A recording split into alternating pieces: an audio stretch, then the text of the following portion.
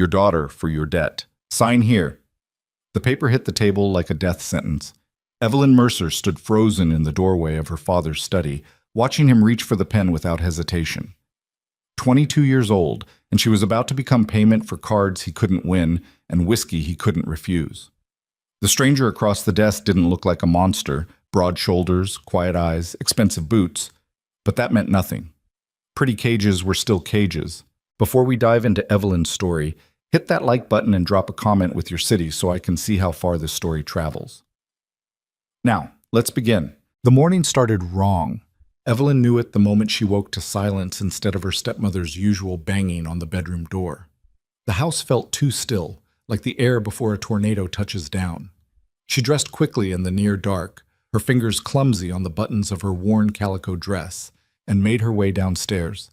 Her father's study door was closed. Voices murmured behind it, low, male, unfamiliar. "Evelyn?" Her stepmother's voice cut through the hallway. Margaret Mercer stood at the base of the stairs, arms folded, face blank as a winter field. "Come here." "What's happening?" "Your father needs you." Something in Margaret's tone made Evelyn's stomach drop.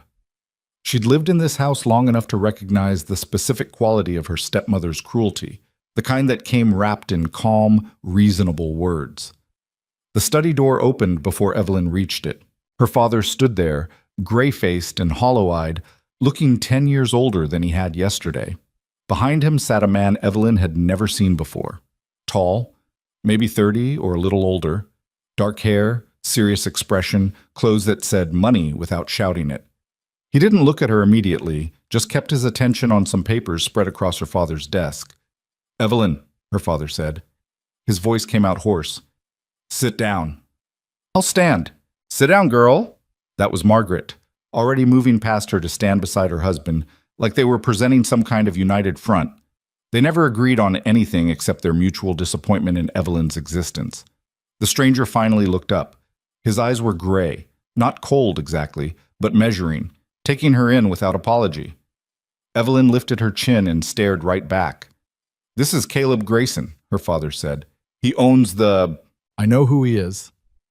Everyone in 3 counties knew Grayson, owned half the cattle in Oklahoma Territory, built his ranch from nothing after the land run, money that made even the railroad men nervous. "What's he doing in our house?"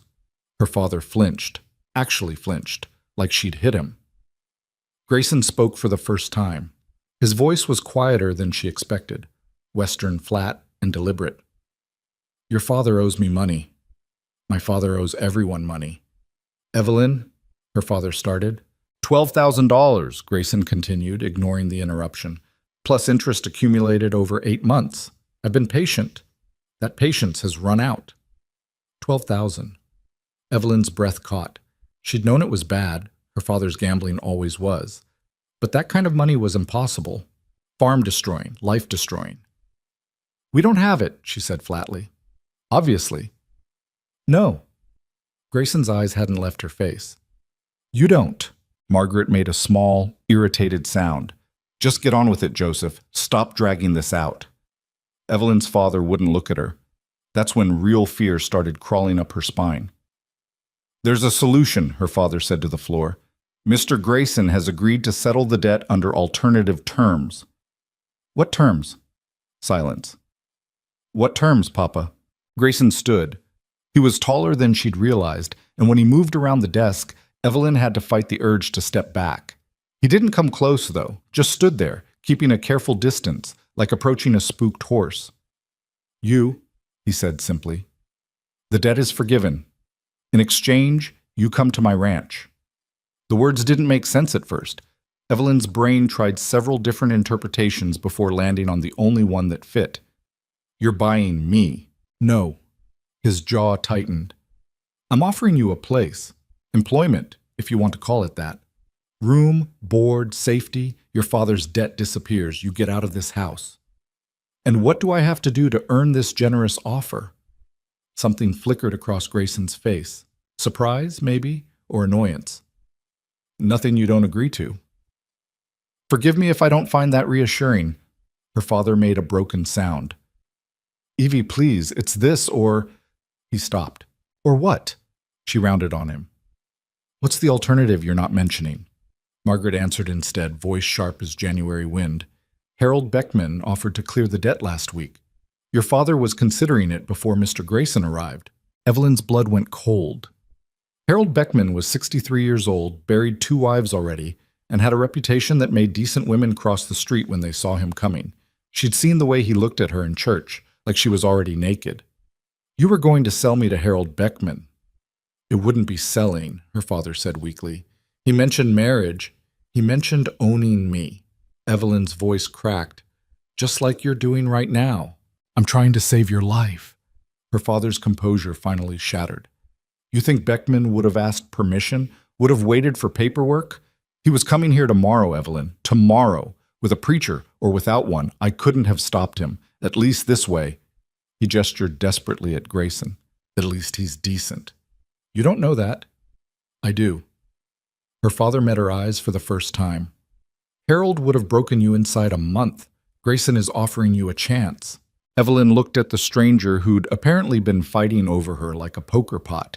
Grayson's expression hadn't changed, still calm, still measuring, still frustratingly unreadable. Why? She asked him directly. You could have anyone. Why buy a woman who doesn't want to be bought? I'm not buying you. Then what do you call this? A rescue. He said it so plainly, like it was obvious. Whether you believe that or not is your choice. But I'm leaving in an hour, and I'm asking you to come with me. Your father's debt gets settled either way. I already paid it. The room tilted. What? I paid him this morning before you came downstairs. The debt's cleared. You're not part of the transaction. Grayson's gray eyes locked on hers. You can stay here if you want. Wait for Beckman. Wait for whoever your father owes money to next week. Or you can take the horse I brought for you and ride out of here with a choice nobody else is offering. Evelyn's hands were shaking. She pressed them against her skirt, trying to think through the panic. I don't understand. You don't have to, not yet. Grayson picked up his hat from the desk. 1 hour. Pack light. If you're not ready, I leave alone. He walked out without looking back. Evelyn stood in the wreckage of her father's study, everything she thought she knew breaking apart. Her father sagged into his chair like someone had cut his strings. Margaret's face showed nothing, not relief, not guilt, just that same terrible blankness. You should pack, Margaret said eventually. Should I? Better than the alternative.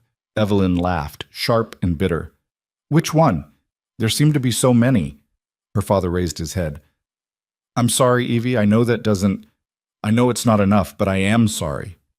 For the debt? Or for selling your daughter to pay it? He's not. Her father stopped. Grayson's a good man. Everyone says so. Built his ranch honest, treats his people fair. His people. Evelyn tasted the words.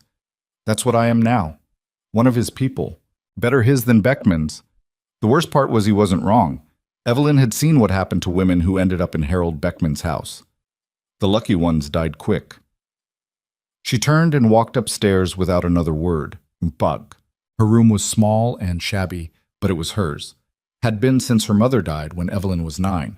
Margaret moved in 6 months later with her daughter Violet, and suddenly Evelyn became the unwanted reminder of the first wife, the better wife, the one Joseph Mercer apparently loved too much to ever recover from losing. She pulled her carpet bag from under the bed and started packing.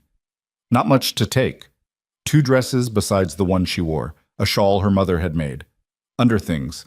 The book she'd been reading, even though she'd read it 4 times already. A romance about a girl who ran away west and found freedom. Funny that. Freedom. A quiet knock on the door. Go away, Margaret. It's me. Violet's voice, tentative. Evelyn almost ignored her, but something made her open the door. Her stepsister stood in the hallway, perfectly dressed as always, blonde and delicate and everything Evelyn wasn't. What do you want? Violet's blue eyes were wet. I didn't know. About Beckman. About any of it. Papa didn't tell me until this morning. And you're here to what? Apologize on his behalf? I'm here to tell you to go. Violet stepped closer, voice dropping. Evelyn, please, take Grayson's offer. Get out of this house. Suddenly concerned about me? Violet stopped, frustration crossing her face. You think I liked watching Mother treat you like dirt? You think I enjoyed being the favorite by default? You never said anything. Neither did you. Violet's jaw set. We both survived the only way we knew how. But this is your chance to stop surviving and actually live. Don't waste it because you're too proud to accept help. It's not help, it's ownership with better manners. Maybe. Violet reached out and squeezed Evelyn's hand. Or maybe it's exactly what he said. A rescue. Either way, it's better than waiting here to die. She left before Evelyn could respond. 45 minutes later, Evelyn stood on the front porch with her carpet bag and her mother's shawl and a heart beating so hard it hurt. The sky had gone dark and bruised, storm clouds rolling in from the west. Fitting. Caleb Grayson sat on his horse at the end of the path, leading a second mare, a pretty sorrel with kind eyes. He'd kept his word about the hour, hadn't rushed her, hadn't come to the door demanding she hurry, just waited. Her father appeared behind her. Evie, whoa, don't. She didn't turn around. Don't make this harder than it already is. I loved your mother. I know. I'm a weak man. I always have been. She knew it too, but she loved me anyway, and I never understood why. His voice broke. I failed her, and I failed you, I know that. Evelyn closed her eyes. Goodbye, Papa. She walked down the path without looking back. Grayson dismounted as she approached, taking her bag and securing it to the sorrel's saddle with efficient, practiced movements. Up close, she noticed things she'd missed in the study, the scar along his jawline, the calluses on his hands, the weight he carried in his shoulders like someone used to being responsible for everything. You can still change your mind, he said quietly. And go where? Anywhere. I meant what I said. The debt's paid. You're free to choose. Evelyn looked at the house behind her, peeling paint, sagging porch, the window where her mother used to watch for her father to come home from town. All the years of trying to be good enough, small enough, quiet enough to deserve staying. Free, she repeated. The word felt foreign in her mouth. Grayson's expression softened slightly. It'll take some getting used to. What will? Believing it. He helped her mount, his hands careful and impersonal, touching only where necessary, and swung up onto his own horse. The storm was closer now, the air electric with coming rain. How far is your ranch? Evelyn asked. 2 days hard riding, 3 if we're careful.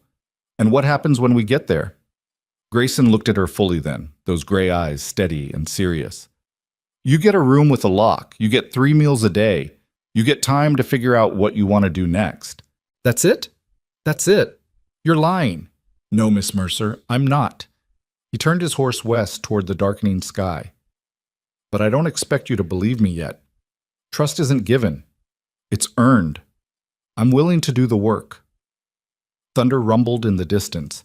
Evelyn took one last look at the only home she'd ever known. The place that never wanted her, the family that never chose her, the life that had ground her down to nothing. Then she touched her heels to the sorrel's sides and followed the stranger into the storm. They rode hard for the first hour, trying to outrun the weather. Didn't work. The rain caught them just as the sun disappeared, turning the prairie into a slick, treacherous mess. Grayson led them to a small outcropping of rocks that provided minimal shelter, enough to keep the horses dry, not much else. We'll wait it out, he said, dismounting. Too dangerous to ride in this. Evelyn slid down from her horse, legs aching. She wasn't used to riding for hours at a stretch. Her body was already protesting. Grayson noticed her grimace. You hurt? I'm fine. You're not a good liar. I'm fine enough. She leaned against the rock face, trying to take weight off her screaming thighs. How much farther tonight? We're stopping here. Here? There's nothing here. There's shelter and water and level ground. That's enough. He was already untacking the horses, movements efficient despite the rain. I've got bedrolls. You'll stay dry. Evelyn watched him work, this stranger who'd bought her father's debt and called it rescue. He didn't look like a liar, didn't act like one either, but she'd learned young that the most dangerous men were often the ones who seemed safest. Why'd you really pay off the debt? She asked. Grayson paused, his hand stilling on the saddle strap. I told you. You told me a story. I want the truth. The truth? He turned to face her, rain dripping off his hat.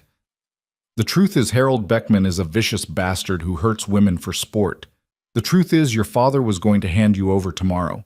The truth is I couldn't let that happen. Why not? I'm nothing to you. Something crossed Grayson's face, an emotion too quick to name. You're not nothing.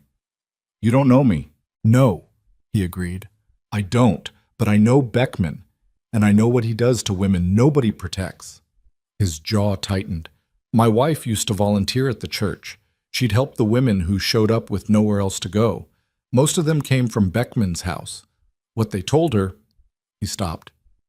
She died trying to help one of them escape. Beckman's men ran them off the road. Carriage went over an embankment. The rain filled the silence. I'm sorry, Evelyn said finally. It was 3 years ago. That doesn't make it hurt less. Grayson looked at her then, really looked, and something in his expression shifted. No, it doesn't. He went back to tending the horses, and Evelyn stood in the rain, trying to reconcile this new information with the transaction she'd witnessed that morning. If he was telling the truth, if his wife had died because of Beckman, then maybe this really was about rescue. Maybe she'd stumbled into the one version of this story where the stranger wasn't the villain. Or maybe he was just a better liar than most. Grayson finished with the horses and pulled 2 bedrolls from his pack. He handed her one, along with a tin of jerky and hardtack. It's not much, he said. We'll get real food tomorrow when we reach Guthrie Station. Evelyn took the food, suddenly aware of how hungry she was. She hadn't eaten since yesterday. Thank you. You don't have to thank me for basic decency. In my experience, basic decency is pretty rare. Then you've been living around the wrong people. She almost smiled at that. Almost. They ate in silence, the rain drumming steadily on the rocks above. Evelyn spread her bedroll on the driest patch of ground she could find and sat down, every muscle screaming. Grayson stayed standing, keeping watch on the horses and the dark prairie beyond. You should sleep, he said without turning around. I'll keep watch. What if I don't trust you? Smart. You shouldn't. Not yet. He glanced back at her. But I'm going to keep watch whether you sleep or not. Might as well rest while you can. Evelyn pulled her mother's shawl tighter around her shoulders. What's your ranch like? Big? Remote? Good water? Better grass? Built the house myself after the land run. Nothing fancy, but it's solid. Do you have staff? Some. A foreman, couple of hands, a woman who cooks and keeps house. Good people. They'll leave you alone unless you want company. And what exactly will my role be? You never said. Grayson was quiet for a long moment. Whatever you want it to be. That's not an answer. It's the only one I've got. He turned to face her fully. Miss Mercer, I didn't bring you to my ranch to work you like a servant or... He stopped, jaw tightening. I brought you because leaving you in that house felt wrong. What happens next is your decision. You want to leave once we get there, I'll give you money and a horse and send you anywhere you want to go. You want to stay, you stay. But you're not obligated to me. Not now. Not ever. Why should I believe you?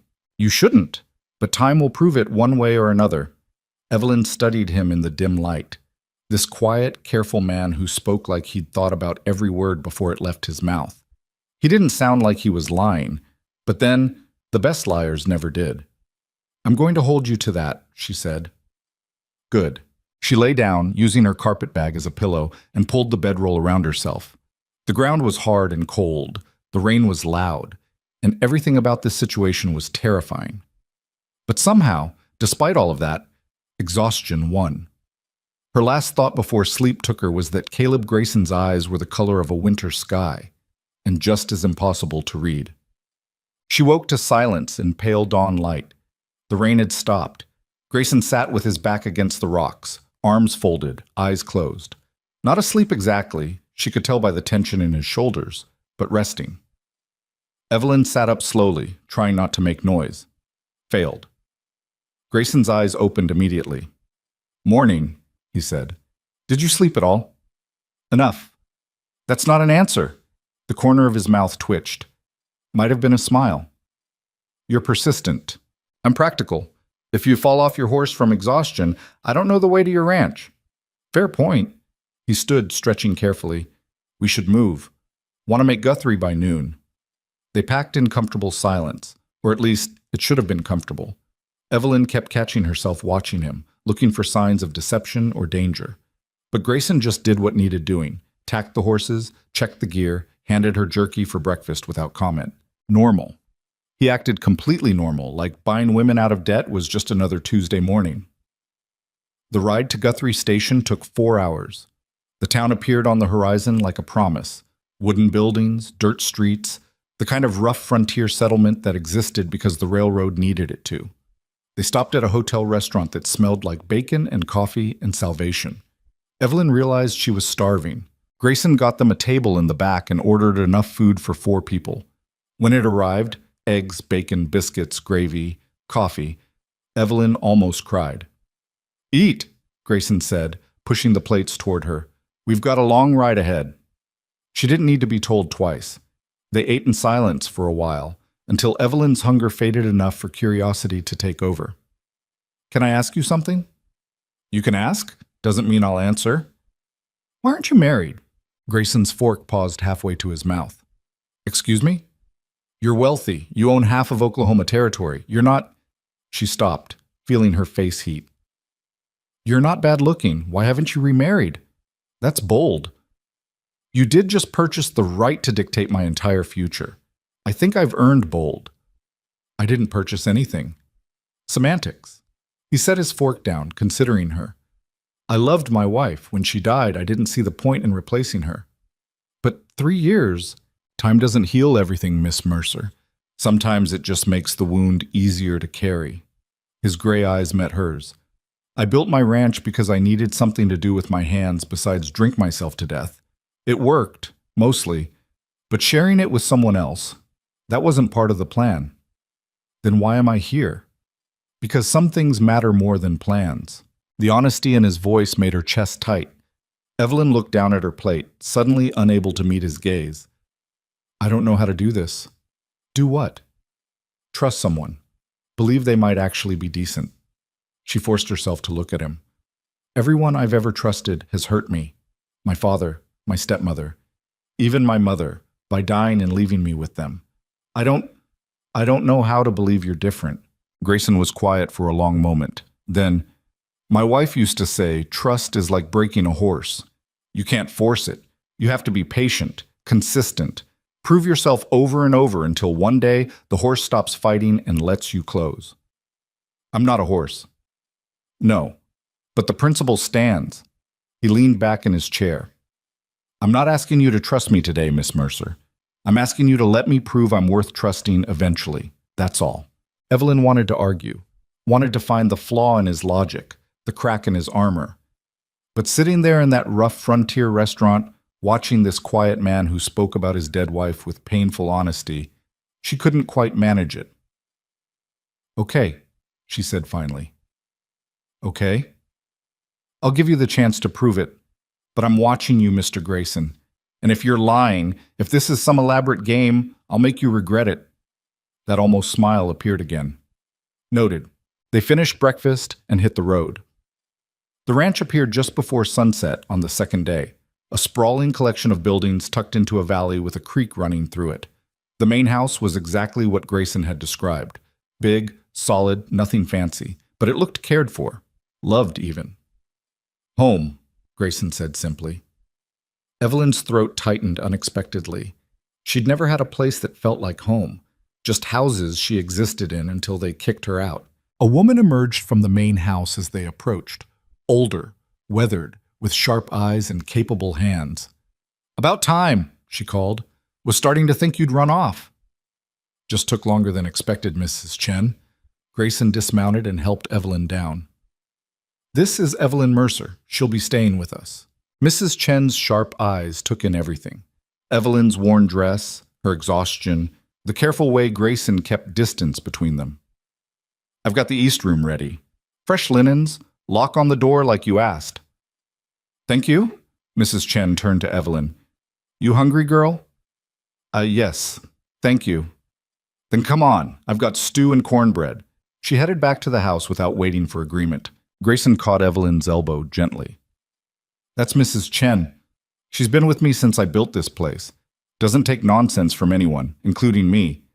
You'll be safe with her. Safe from what? Everything. He released her arm. Go eat. I'll bring your bag up in a minute. Evelyn followed Mrs. Chen into the house, her heart pounding. The interior was warm and clean, smelling like wood smoke and cooking. Nothing ostentatious, just solid and real. Mrs. Chen led her upstairs to a room at the end of the hall. Here, it's yours. The room was simple but comfortable. A real bed, a dresser, a window looking out over the valley, and on the bedside table, almost hidden in shadow, sat a book. Evelyn's breath caught. She crossed the room and picked it up with shaking hands. The cover was worn, the pages soft from reading, and she knew this book, had mentioned it years ago to a stranger at a market while her father conducted business. A romance about a girl who ran west to find freedom. Mr. Grayson left that for you, Mrs. Chen said from the doorway. Said you might want something familiar. Evelyn couldn't speak, couldn't breathe, because suddenly the silence around Caleb Grayson didn't feel ordinary anymore. It felt personal and dangerous, and terrifying in a way that had nothing to do with fear. Evelyn stood in that simple bedroom holding the worn novel like it might explode, her mind racing through possibilities she didn't want to consider.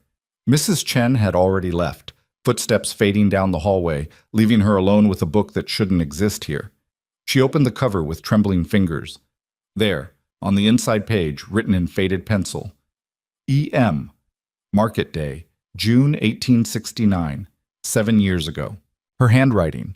She'd written her initials in this exact book while standing at a trading stall, talking to a man whose face she could barely remember. They discussed the story for maybe 10 minutes while her father argued with a merchant 3 stalls down.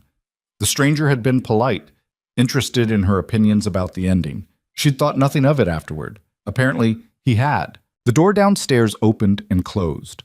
Boots on the wooden floor, moving toward the kitchen. Caleb's voice, low and tired, talking to Mrs. Chen about something Evelyn couldn't make out. She set the book down carefully and walked to the window, trying to breathe normally. The valley stretched out below, painted gold and purple in the dying light. Beautiful. Isolated. Miles from anywhere. A knock on her door made her jump. Miss Mercer? Caleb's voice, careful. Mrs. Chen has food ready if you're hungry. Evelyn pressed her palms against the windowsill, steadying herself. I'll be down in a minute. Silence. Then, take your time. His footsteps retreated. She waited until her hands stopped shaking before heading downstairs. The kitchen was warm and bright, a fire crackling in the stone hearth. Mrs. Chen ladled stew into bowls while Caleb sat at a rough wooden table, looking like exhaustion had finally caught up with him. He'd removed his hat and coat. His hair was dark with sweat, his shirt collar open. He looked younger somehow, more human. He stood when Evelyn entered, old-fashioned manners that felt strange after years of her father barely acknowledging her existence. Sit, Mrs. Chen ordered, pointing at a chair across from Caleb. Both of you, food's getting cold. Evelyn sat. Caleb followed suit, watching her with those unreadable gray eyes. Mrs. Chen set bowls in front of them, along with thick slices of cornbread and real butter. Evelyn's stomach growled audibly. When's the last time you ate properly? Mrs. Chen demanded. Yesterday morning, maybe the day before. Christ! Mrs. Chen shot a look at Caleb. You didn't feed her? We ate in Guthrie, Caleb said mildly. That was 12 hours ago. Mrs. Chen turned back to Evelyn. Eat. All of it. I won't have you wasting away in this house. Evelyn picked up her spoon, hyper-aware of Caleb watching her. The book, she said quietly. On the bedside table. Caleb's expression didn't change. You mentioned it once. Thought you might like having it. 7 years ago. Yes. At a market. Yes. Evelyn set her spoon down. Why do you remember that? Mrs. Chen made an impatient sound and left the kitchen, muttering something about letting them talk in private. The door swung shut behind her. Caleb was quiet for a long moment, his fingers drumming once against the table before going still. I remember a lot of things I probably shouldn't. That's not an answer. No, it's not. He met her gaze steadily. You want the truth? I think I've earned it. You talked about that book like it mattered, like the story meant something to you. Most people I met back then only cared about money or land or getting ahead. He paused. You cared about whether the ending was honest, whether the girl actually got to be free, or if the author cheated and gave her a husband instead. I'd never heard anyone talk about a book like that. So you bought it. The next week. Read it cover to cover. A slight self-deprecating smile crossed his face. Wanted to see what you saw in it. And? And you were right. The ending was honest. She didn't need saving. She saved herself. Evelyn's throat felt tight. You've been carrying that book for 7 years. Yes. That's... She stopped, searching for the right word. Couldn't find it. Why? Caleb looked down at his untouched stew. My wife died 6 months after that market day. When I was building this place, trying not to drink myself to death like I told you, that book sat on my nightstand.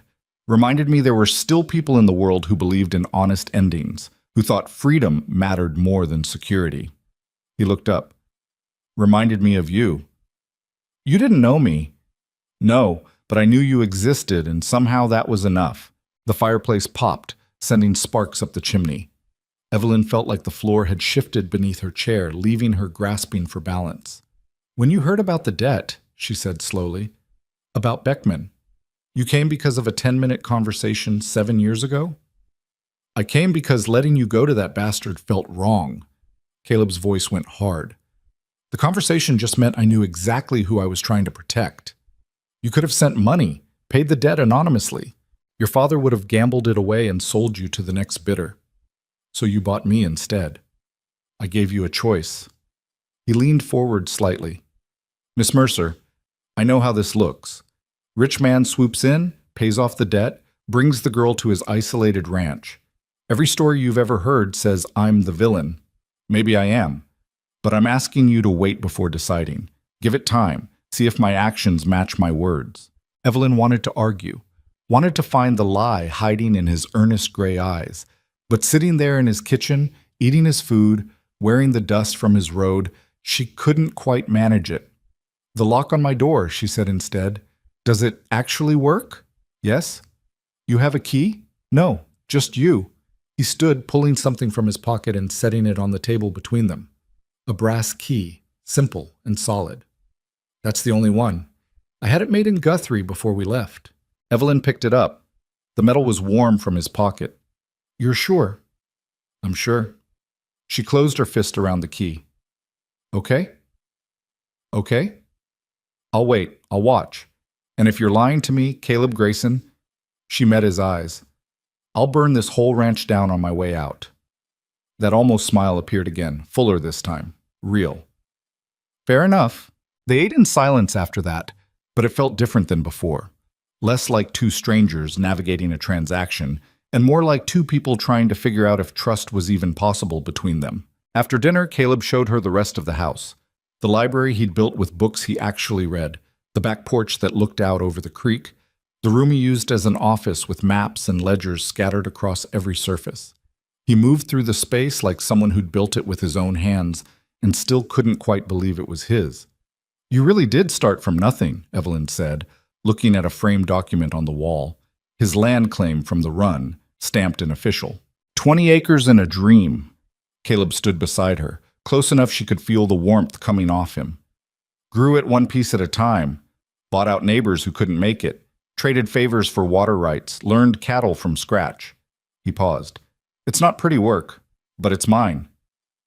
No one helped you? Mrs. Chen, my foreman Jack, a few others along the way. He glanced at her. My wife, before she died. She believed in this place when it was just mud and hope. What was her name? Sarah. He said it softly, like the name still hurt. Sarah Chen. Mrs. Chen's daughter. Evelyn's eyes widened. I didn't realize. Most people don't. Mrs. Chen doesn't talk about her much. Easier that way.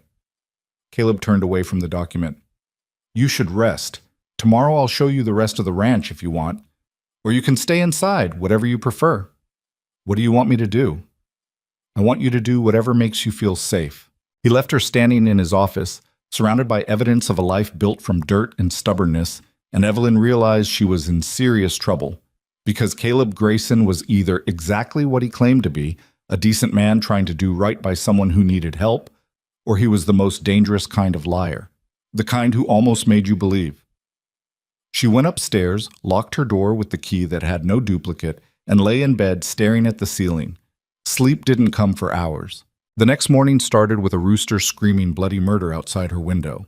Evelyn jolted awake, disoriented, before remembering where she was. Caleb's ranch, the room with the lock, the book on the nightstand. She dressed quickly in her second-best dress and headed downstairs. Mrs. Chen was already in the kitchen, kneading bread dough with the focused intensity of someone who'd done it 10,000 times. "Coffee's on the stove," Mrs. Chen said without looking up. "Caleb's in the barn. Said to let you sleep." Evelyn poured herself coffee, real coffee, strong and black, and sat at the table. "How long have you worked here?"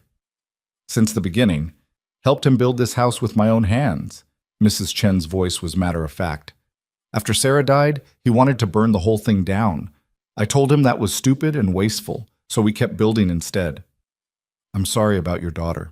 Mrs. Chen's hand stilled for a moment, then resumed kneading. "She was a good girl.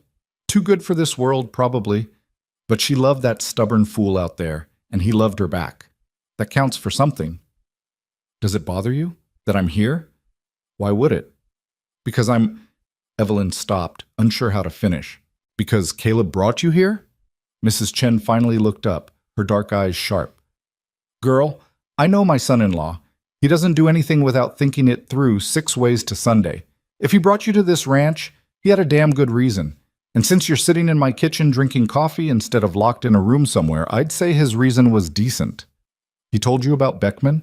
"Didn't have to. I know what that bastard does to women." Mrs. Chen went back to her dough.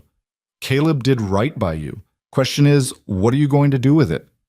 Evelyn didn't have an answer for that. She spent the morning exploring the house, careful not to touch anything that wasn't explicitly hers.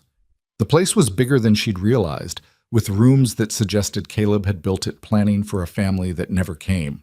A nursery sat empty upstairs, painted yellow, furniture covered in sheets. She didn't go inside. Around noon, Caleb appeared on the back porch where she'd been sitting, watching the creek. "Hungry?" he asked. "Always." "Come on, I'll show you the rest of the ranch." He led her to the barn, where 2 horses stood already saddled, his black gelding and the sorrel mare she'd ridden from Guthrie. Evelyn's legs still ached from 2 days of riding, but she mounted without complaint. They rode out across the valley in comfortable silence. The land was beautiful in that stark, endless way the frontier had, all grass and sky, and nothing else for miles. Caleb pointed out boundary markers, water sources, places where the cattle liked to gather. He spoke about the ranch the way some men spoke about their children, with pride and worry mixed together. "You really love this place," Evelyn said. "It's the only thing I've built that didn't fall apart."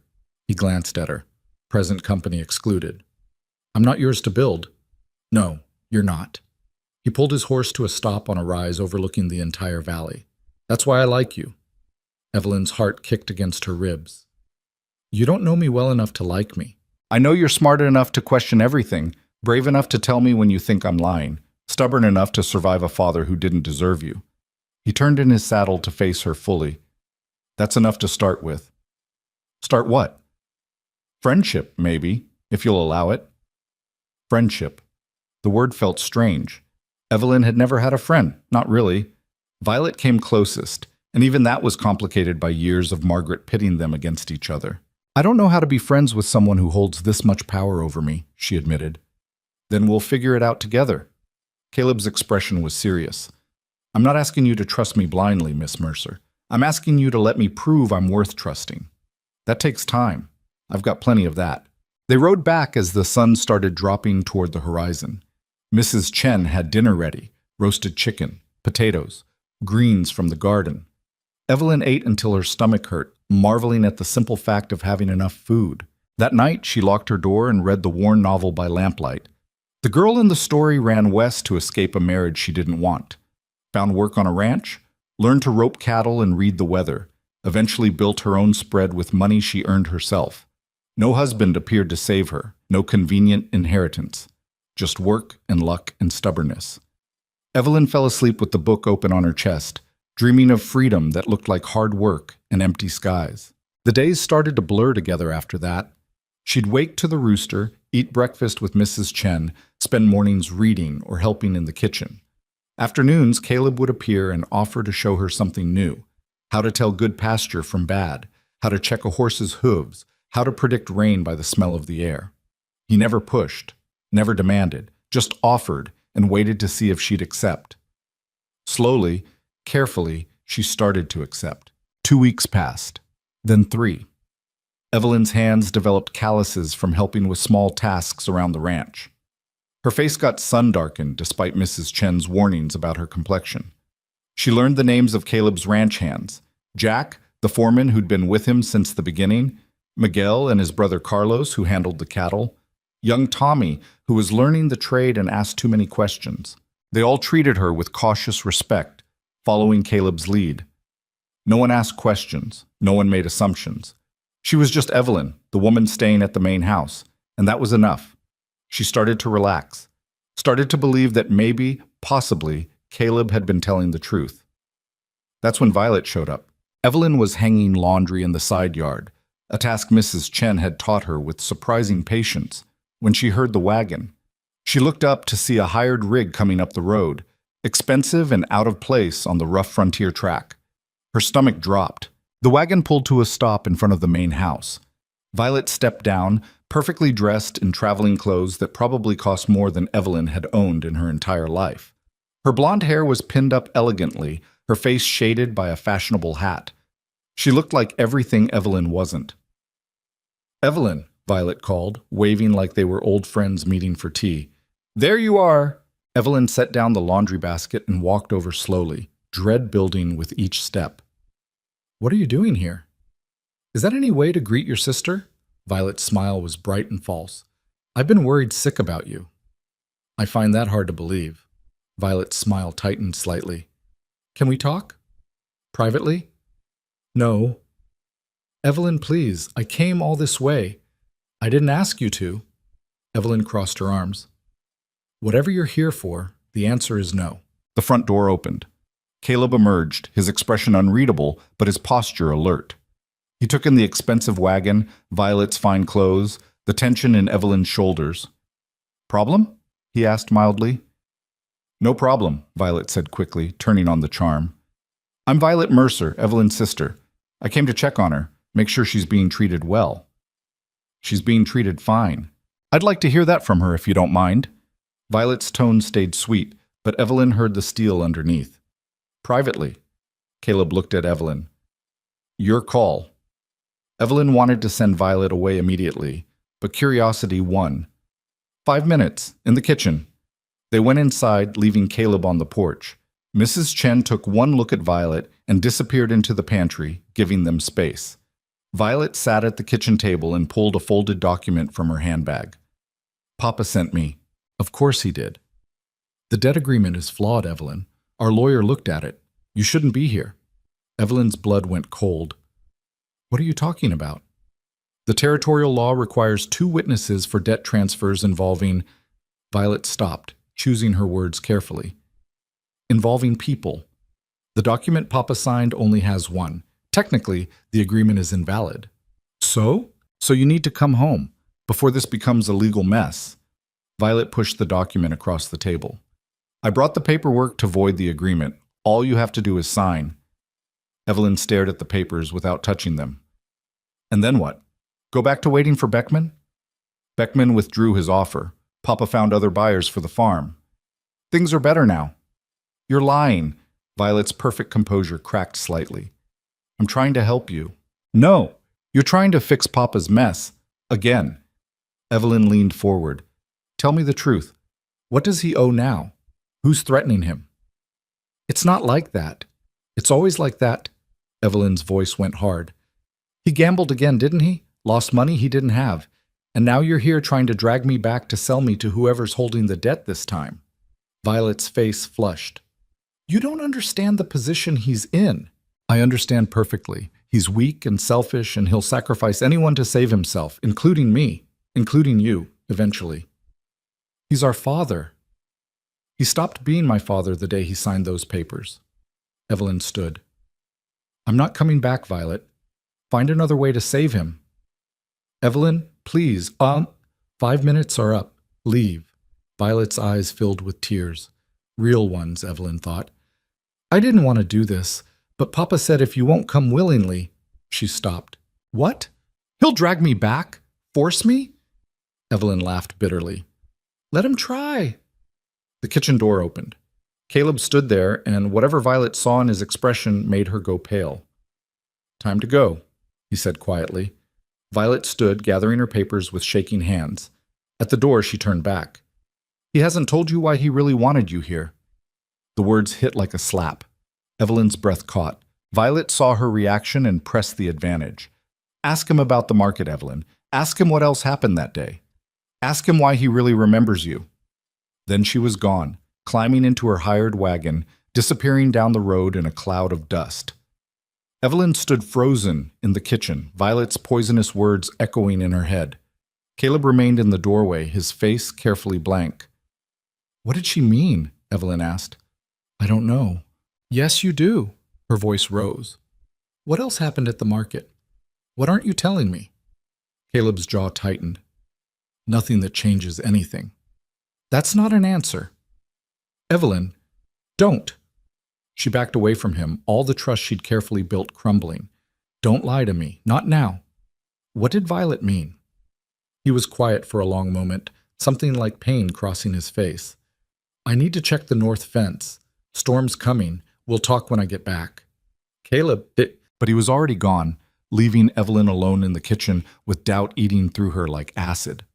Mrs. Chen emerged from the pantry. You okay? No. Evelyn sank into a chair. I don't know what to believe anymore. Believe what you've seen with your own eyes. Caleb's treated you decent since you got here. That's worth something. Is it? Or is it just better manipulation? Mrs. Chen sat across from her. You want my honest opinion?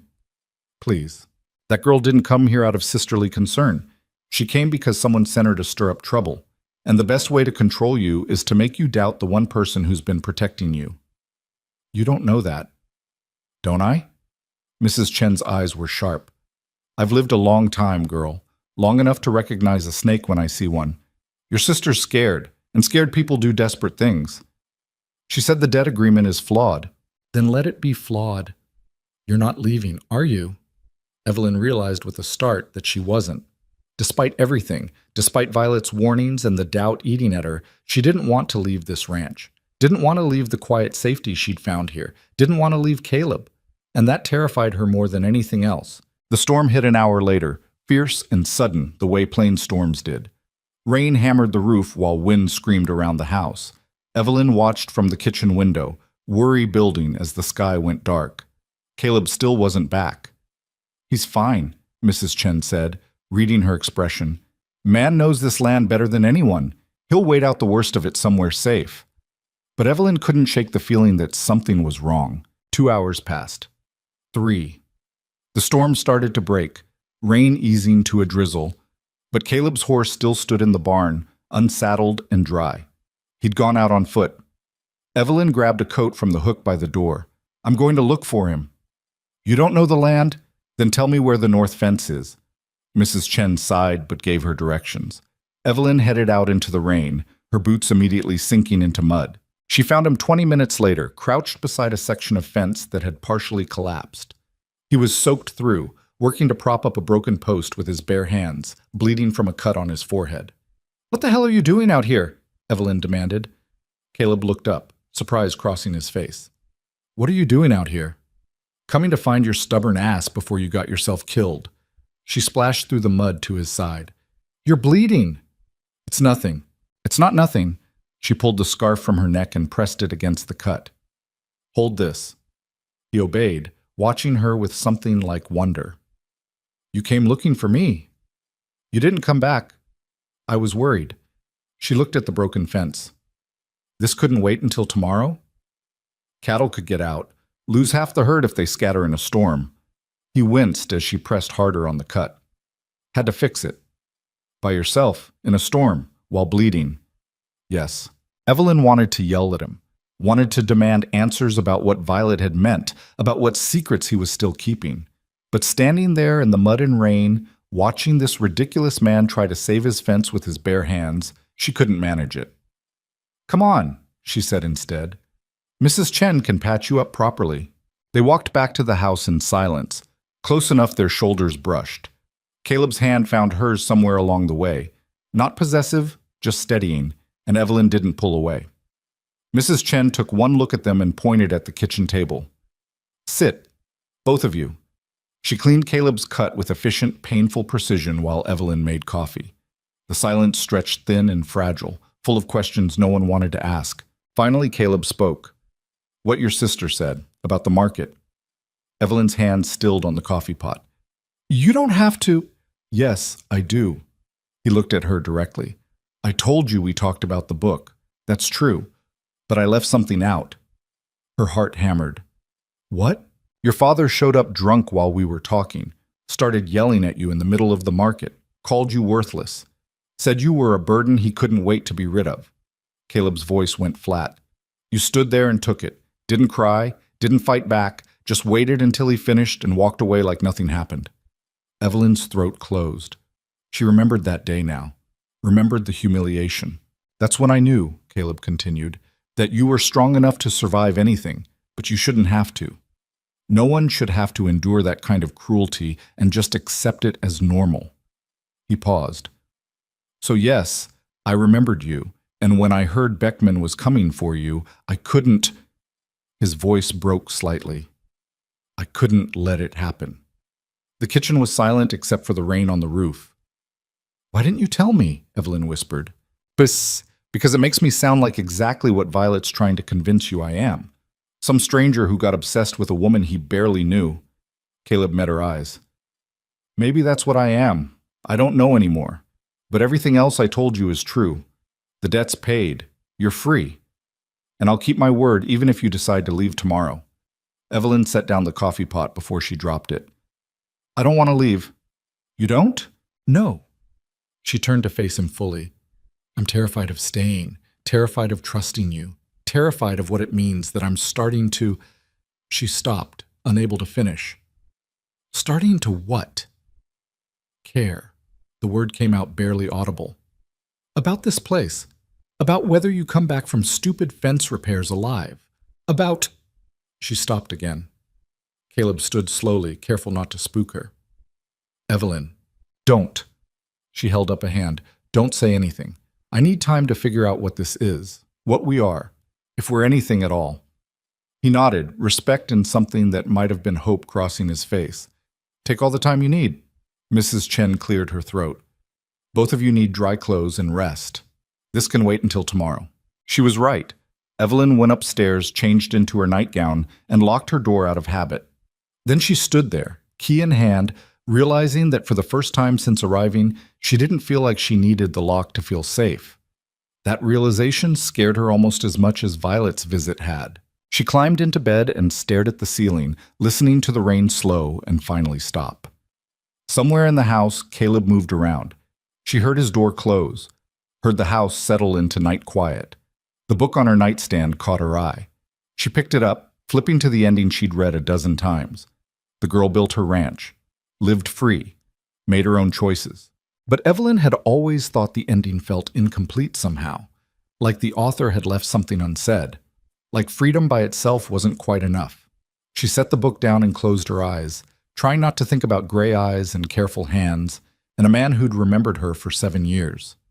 Trying not to think about what it might mean that she'd stopped wanting to leave. Trying not to think about what would happen when she finally admitted to herself that Caleb Grayson had become more than just her rescuer. The next morning came too bright and too early. Evelyn woke with her mind still churning through everything from the day before. Violet's appearance, Caleb's confession, the way her heart had lurched when she'd found him bleeding by that fence. She dressed slowly, trying to sort through feelings she didn't have names for. When she came downstairs, Caleb was already gone. A note on the kitchen table said he'd ridden out to check the damage from the storm. Mrs. Chen was conspicuously absent, probably giving Evelyn space to think. She poured coffee and sat in the empty kitchen, trying to decide what she wanted. Not what she should want, or what made sense, but what her actual heart was telling her beneath all the fear and doubt. The problem was, her heart was saying things she wasn't ready to hear. 3 days passed in strange, careful quiet. Caleb kept his distance, treating her with the same respect he always had, but adding something new, caution, like he was afraid of pushing too hard. They spoke at meals, worked side by side on small tasks, existed in the same space without ever quite acknowledging the shift between them. Evelyn hated it, hated the tension, hated not knowing where she stood. On the 4th morning, she found Caleb in the barn checking on a mare that was due to foal any day. He looked up when she entered, surprise crossing his face. "Morning," he said carefully. "We need to talk." His shoulders tensed. "All right." Evelyn closed the barn door behind her, suddenly nervous. "I've been thinking about what you said about the market.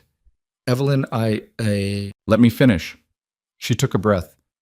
"I spent 3 days trying to be angry about it, trying to convince myself you're some kind of obsessive stranger who built a fantasy around a woman you barely knew, but I can't make myself believe it." Caleb set down the brush he'd been using on the mare. "Why not?" "Because you've had weeks to act on that fantasy, to push for more than you promised, and you haven't."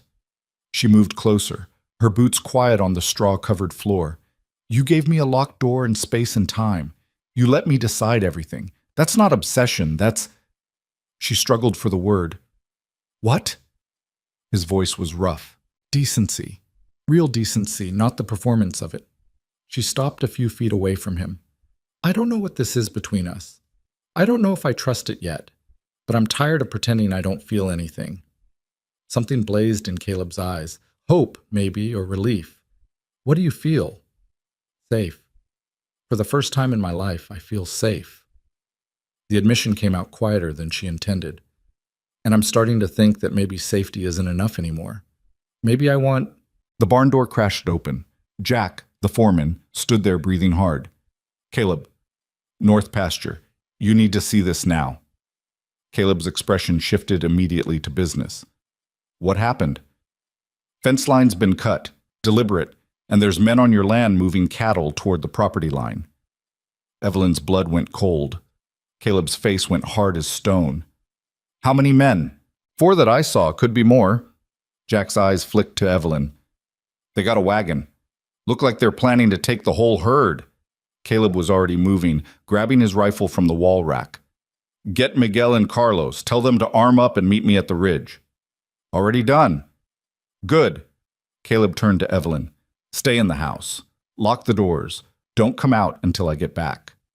"What's happening?" "Cattle thieves. Not the first time, won't be the last." He checked his rifle with practiced efficiency.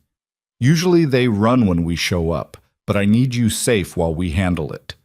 Evelyn grabbed his arm. "Be careful." He looked down at her hand on his sleeve, then met her eyes. "Always am." Then he was gone, riding hard toward the north pasture with Jack beside him. Evelyn stood in the barn doorway, watching them disappear over the rise, dread building in her chest. Mrs. Chen appeared at her elbow. "Come on, let's get inside." "What if something happens?" "Then standing out here worrying won't change it." Mrs. Chen's voice was firm, but not unkind. "Caleb knows what he's doing. He's dealt with thieves before." They went inside. Mrs. Chen locked the doors and checked the windows while Evelyn paced the kitchen like a caged animal. An hour passed. Then 2. The waiting was torture. Finally, the sound of horses. Evelyn ran to the window to see Caleb and his men returning, driving a small group of cattle back toward the pasture. No wagon in sight. No strangers. She unlocked the door and met Caleb on the porch. He dismounted stiffly, favoring his left side. "You're hurt. Just bruised. One of them got a lucky hit before they ran." He touched her shoulder briefly, like he needed to confirm she was still there. "You okay?" "I'm fine. You're the one who got hit. I've had worse." He glanced back toward the north pasture. "They cut the fence in 3 places. Took about 20 head before we stopped them. Got most of the cattle back, but they'll try again." "Who were they?" Caleb's jaw tightened. "Didn't get close enough for introductions, but I'd bet money Beckman sent them." Evelyn's stomach dropped. "Why would he—" "Because you're here instead of with him. Because I made him look weak by paying your father's debt first." Caleb's voice went cold. Men like Beckman don't forget slights. They just wait for opportunities to get even. This is my fault. No. He turned to her sharply. This is Beckman being exactly what I knew he was. A vindictive bastard who hurts people to feel powerful. Mrs. Chen appeared in the doorway. Both of you inside. I need to look at those ribs. Caleb started to argue, but Mrs. Chen's expression brooked no disagreement. They went inside, and she made him sit while she examined the damage. His left side was already darkening with bruises. Cracked, maybe, she pronounced. Wrap it tight and don't do anything stupid for a week. I don't have a week. They'll be back. Then you'll deal with it carefully. Mrs. Chen started wrapping his ribs with practiced efficiency.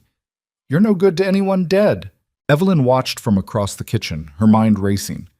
This was because of her. Beckman was targeting Caleb because he'd protected her. The thought made her sick. I should leave, she said quietly. Both Caleb and Mrs. Chen looked at her. Absolutely not, Caleb said. If I'm gone, Beckman has no reason to... Beckman will find another reason. Caleb stood despite Mrs. Chen's protest, crossing to where Evelyn stood. You leave now, he wins, and I don't lose to men like him. This isn't about winning, it's about keeping you safe. Same goes for you. His eyes were fierce. I brought you here to protect you. That doesn't stop just because things get difficult. People could get hurt. You already got hurt. I've been hurt before. I'll heal. He reached out like he was going to touch her face, then caught himself and dropped his hand. Don't run because you're scared. Run if you genuinely want to leave. But not because of Beckman. Evelyn's throat felt tight. I don't want to leave. Then don't. The next few days were tense. Caleb doubled the guards on the property line and had his men patrol in shifts. Nothing happened, but the waiting felt worse than action. Everyone moved around the ranch with rifles close and eyes on the horizon. Evelyn tried to help where she could, cooking, mending, anything to feel useful. But mostly she worried, watching Caleb push himself too hard despite his cracked ribs, seeing the strain in his face when he thought no one was looking. On the 6th night, she couldn't sleep. She lay in bed listening to the house settle, her mind spinning through worst-case scenarios. Finally, she gave up and went downstairs for water. Caleb sat at the kitchen table in the dark, a glass of whiskey in front of him untouched. Can't sleep either? Evelyn asked. He looked up, shadows under his eyes. Too much to think about. She poured herself water and sat across from him. When's the last time you slept? Few days ago, maybe. Caleb, I know. He rubbed his face. I just keep running through scenarios, trying to figure out Beckman's next move. What if there isn't one? What if the cattle theft was all he wanted? It wasn't. Caleb's voice was certain. Men like him don't stop until they get what they want or something forces them to stop. So what do? We? He looked at her. This isn't your fight. Yes, it is. He's coming after you because of me. That makes it my fight. Evelyn leaned forward. So what do? Caleb was quiet for a long moment, studying her face in the dim light. You really want to know what I think we should do? Yes. We wait. Let him make the next move, and when he does, we're ready. He paused. And you stay as far from the danger as possible. I'm not hiding while you risk yourself. Yes, you are.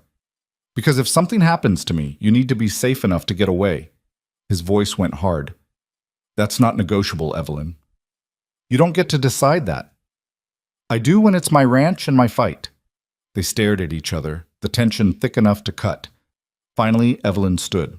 Fine, but when this is over, we're having a long conversation about you making decisions for me without asking. A slight smile crossed Caleb's face. Fair enough. She started toward the stairs, then stopped. Caleb? Yeah? Come back alive. Whatever happens, just come back. His eyes softened. I will. She went back to bed, but sleep still didn't come. The attack came 3 days later, just before dawn. Evelyn woke to shouting and the sound of breaking glass. She bolted upright, heart hammering, and ran to the window. In the pre-dawn gray, she could see figures moving near the barn. Fire. Someone had set the barn on fire. She threw on clothes and ran downstairs. Mrs. Chen was already in the kitchen, fully dressed. Stay inside, the older woman ordered, What's happening? What does it look like? Beckman's making his move. Mrs. Chen handed her a rifle. You know how to use this? My father taught me years ago. Good. Stay by the window. Shoot anyone who tries to get in that you don't recognize. Then she was gone, heading out the back door toward the fire. Evelyn moved to the front window, rifle in hand, watching the chaos unfold. Caleb and his men were fighting the fire, trying to save the horses trapped inside. She could see the animals screaming, see the flames climbing higher. Movement in the trees caught her eye.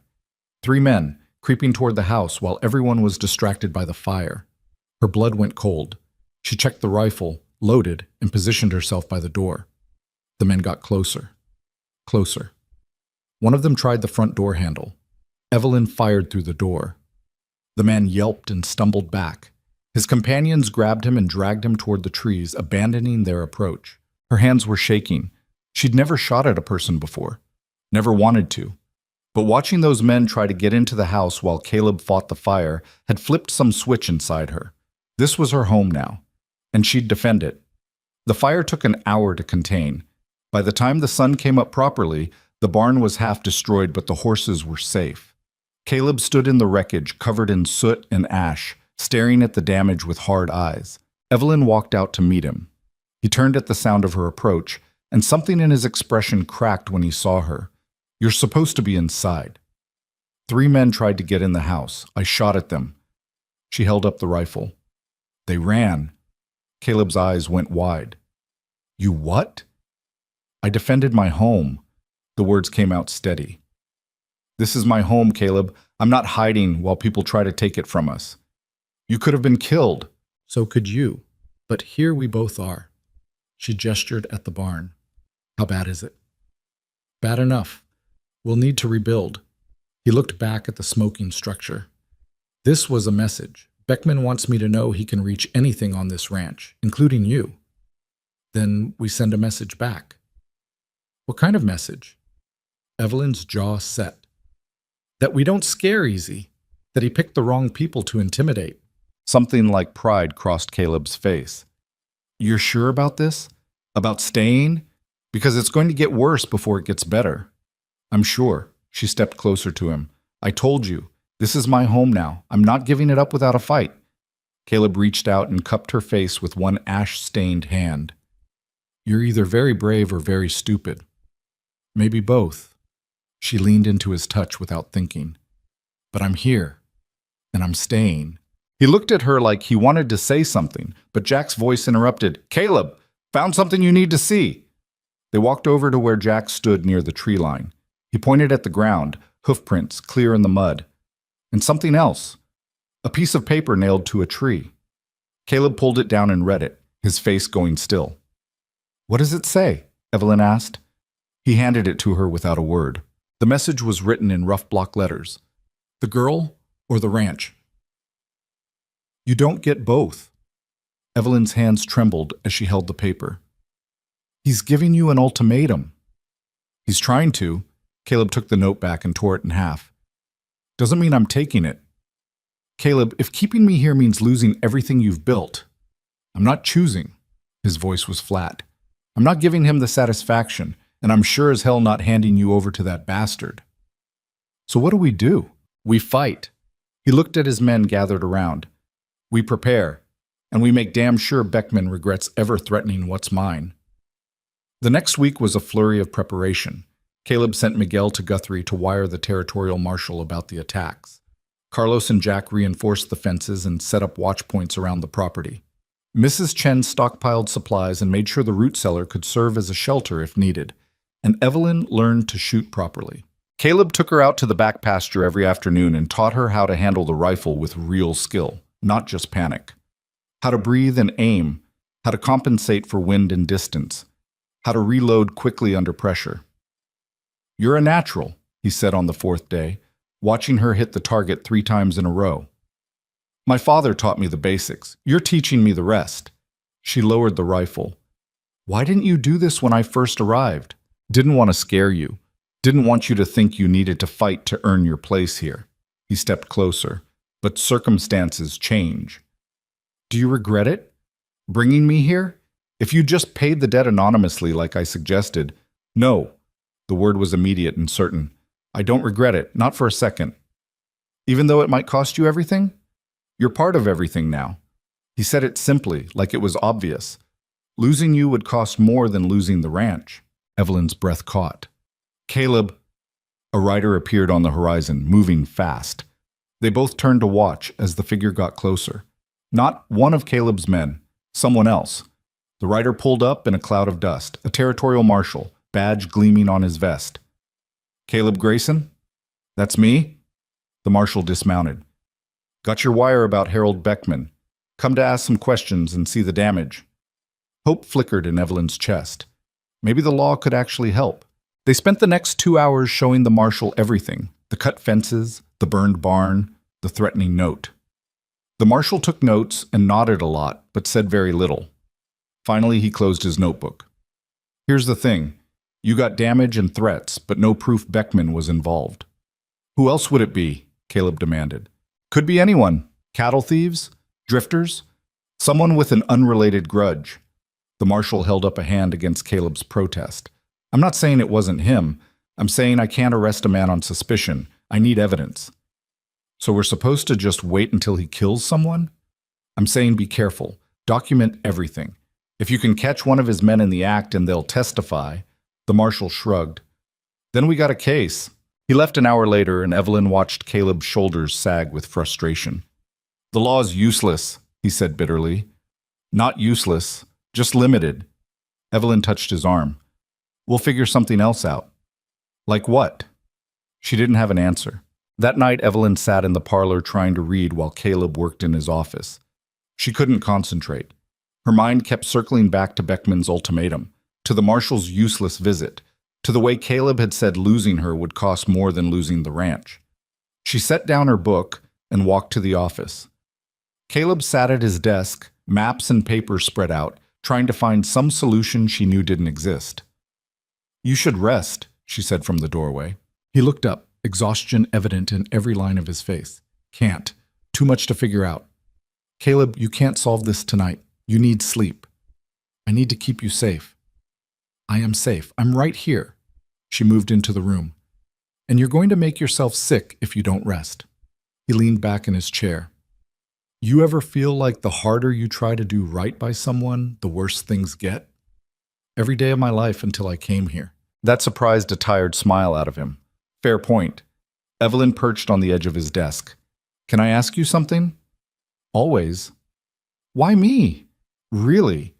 I know what you said about the market, about my father's cruelty, but there were probably 100 women in worse situations.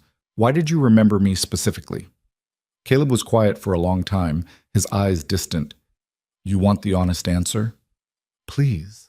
You smiled at something in that book while your father was screaming at you. I watched you shut out the world and just exist somewhere else for a minute, somewhere safe, and I thought... He stopped, his voice rough. I thought that if I ever got the chance to give you somewhere safe for real, not just in a book, I would. Evelyn's eyes burned. That's the most ridiculous thing I've ever heard. I know. It's also the most decent thing anyone's ever done for me. Caleb stood and moved closer, close enough she could see the gold flecks in his gray eyes. I meant what I said earlier. You're part of this place now, part of my life. And I don't regret it, even if it costs you everything, even then. He reached up and tucked a strand of hair behind her ear, his hand lingering. You're worth fighting for, Evelyn Mercer. I just wish you believed that. I'm starting to. Her voice came out barely above a whisper. They stood there in the quiet office, the space between them charged with all the words they hadn't said. Caleb's thumb brushed her cheek and Evelyn's breath caught. We should, he started. A crash outside, breaking glass, shouting. They both ran to the window, fire again this time at the equipment shed, and figures moving in the darkness, more than before. Caleb grabbed his rifle. Get to the cellar, now. No. Evelyn? I told you. I'm not hiding. She picked up her own rifle. We fight together or not at all? He looked at her for one long moment, then nodded. Stay behind me, and for the love of heaven, don't do anything heroic. They ran outside into chaos. The fight was brutal and brief. Caleb's men emerged from their positions and drove the attackers back, but not before one of the barns took serious damage. Miguel caught a knife to the arm. Jack took a blow to the head that left him dizzy. And Evelyn came face to face with one of Beckman's men trying to light the main house on fire.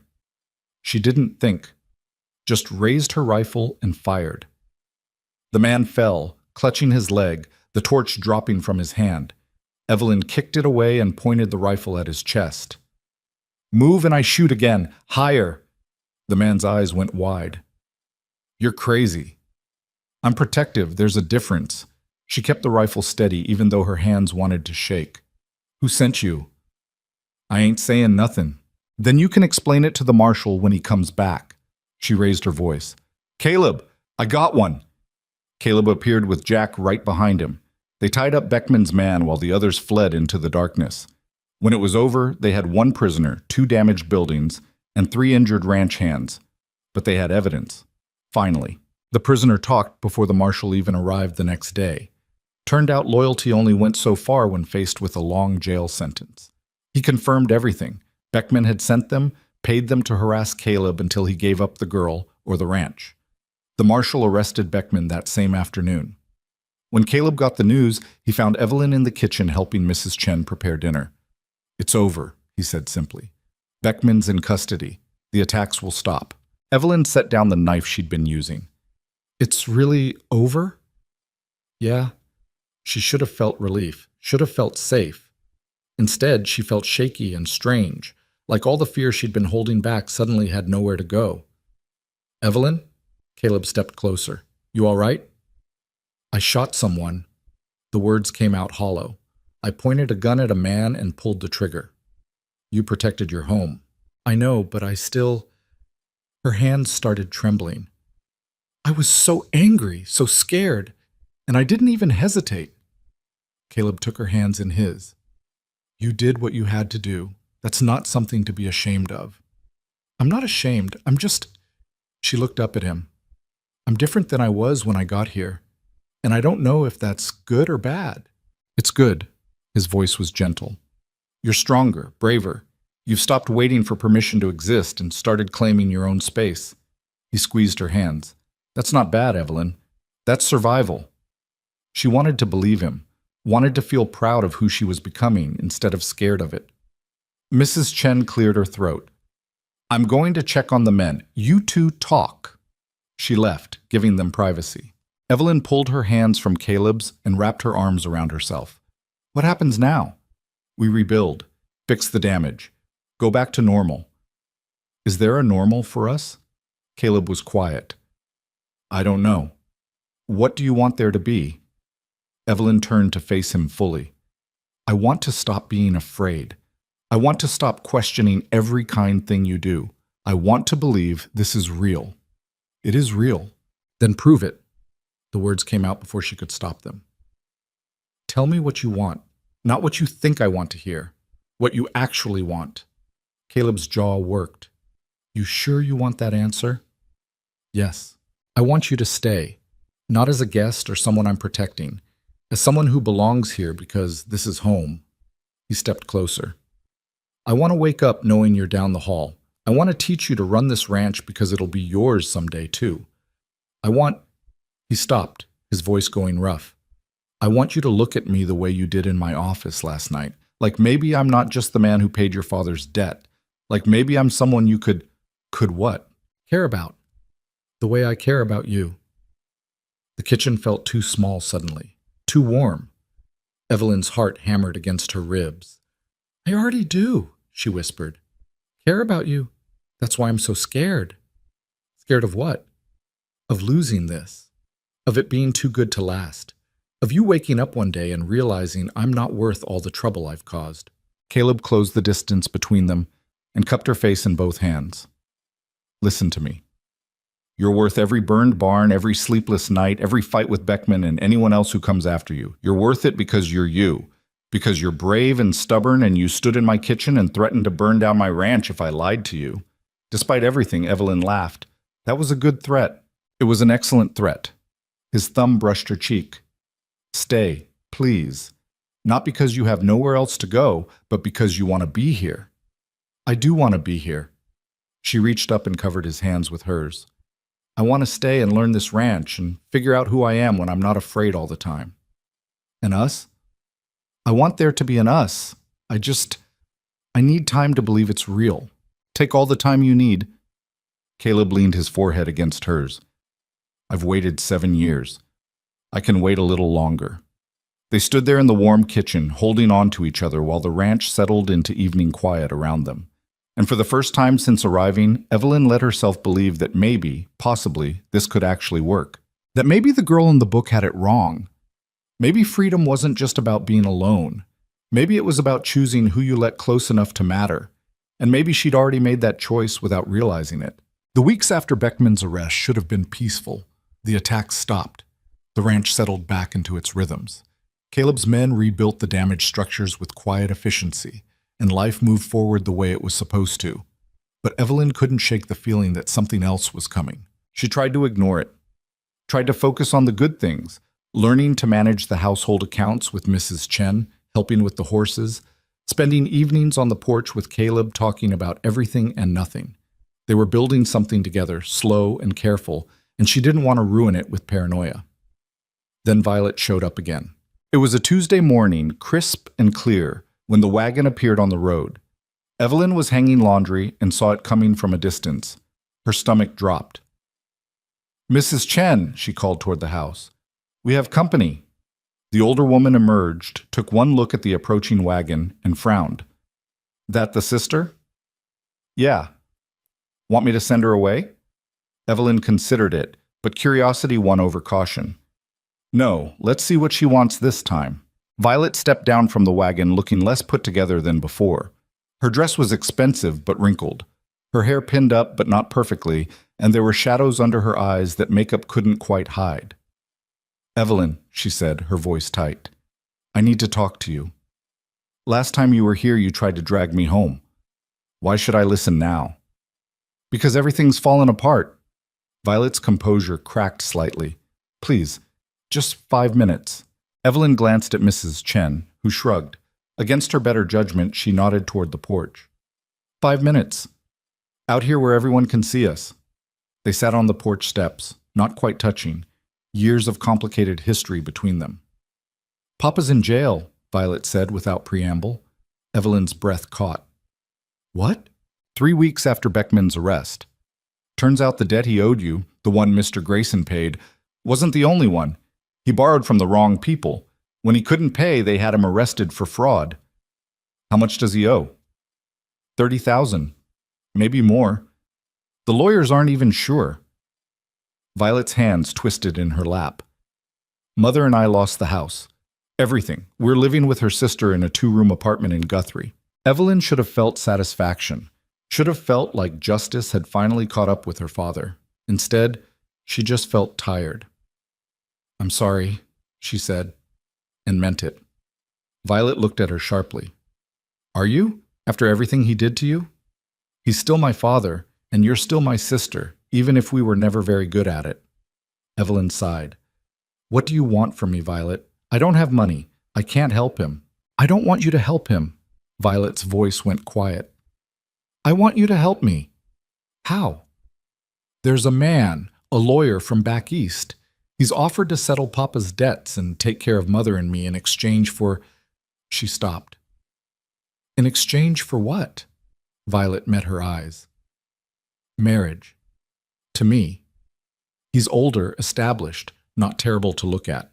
He could give me security, a future." "Then what's the problem?" "The problem is he came to see Papa in jail last week. And while he was there, he saw the original debt papers, the ones involving you and Mr. Grayson." Violet's jaw tightened. "He's claiming the agreement is invalid, that since Papa was in debt when he signed those papers, he didn't have the legal right to transfer you to anyone. Everything should be void." Evelyn's blood went cold. "What does that mean?"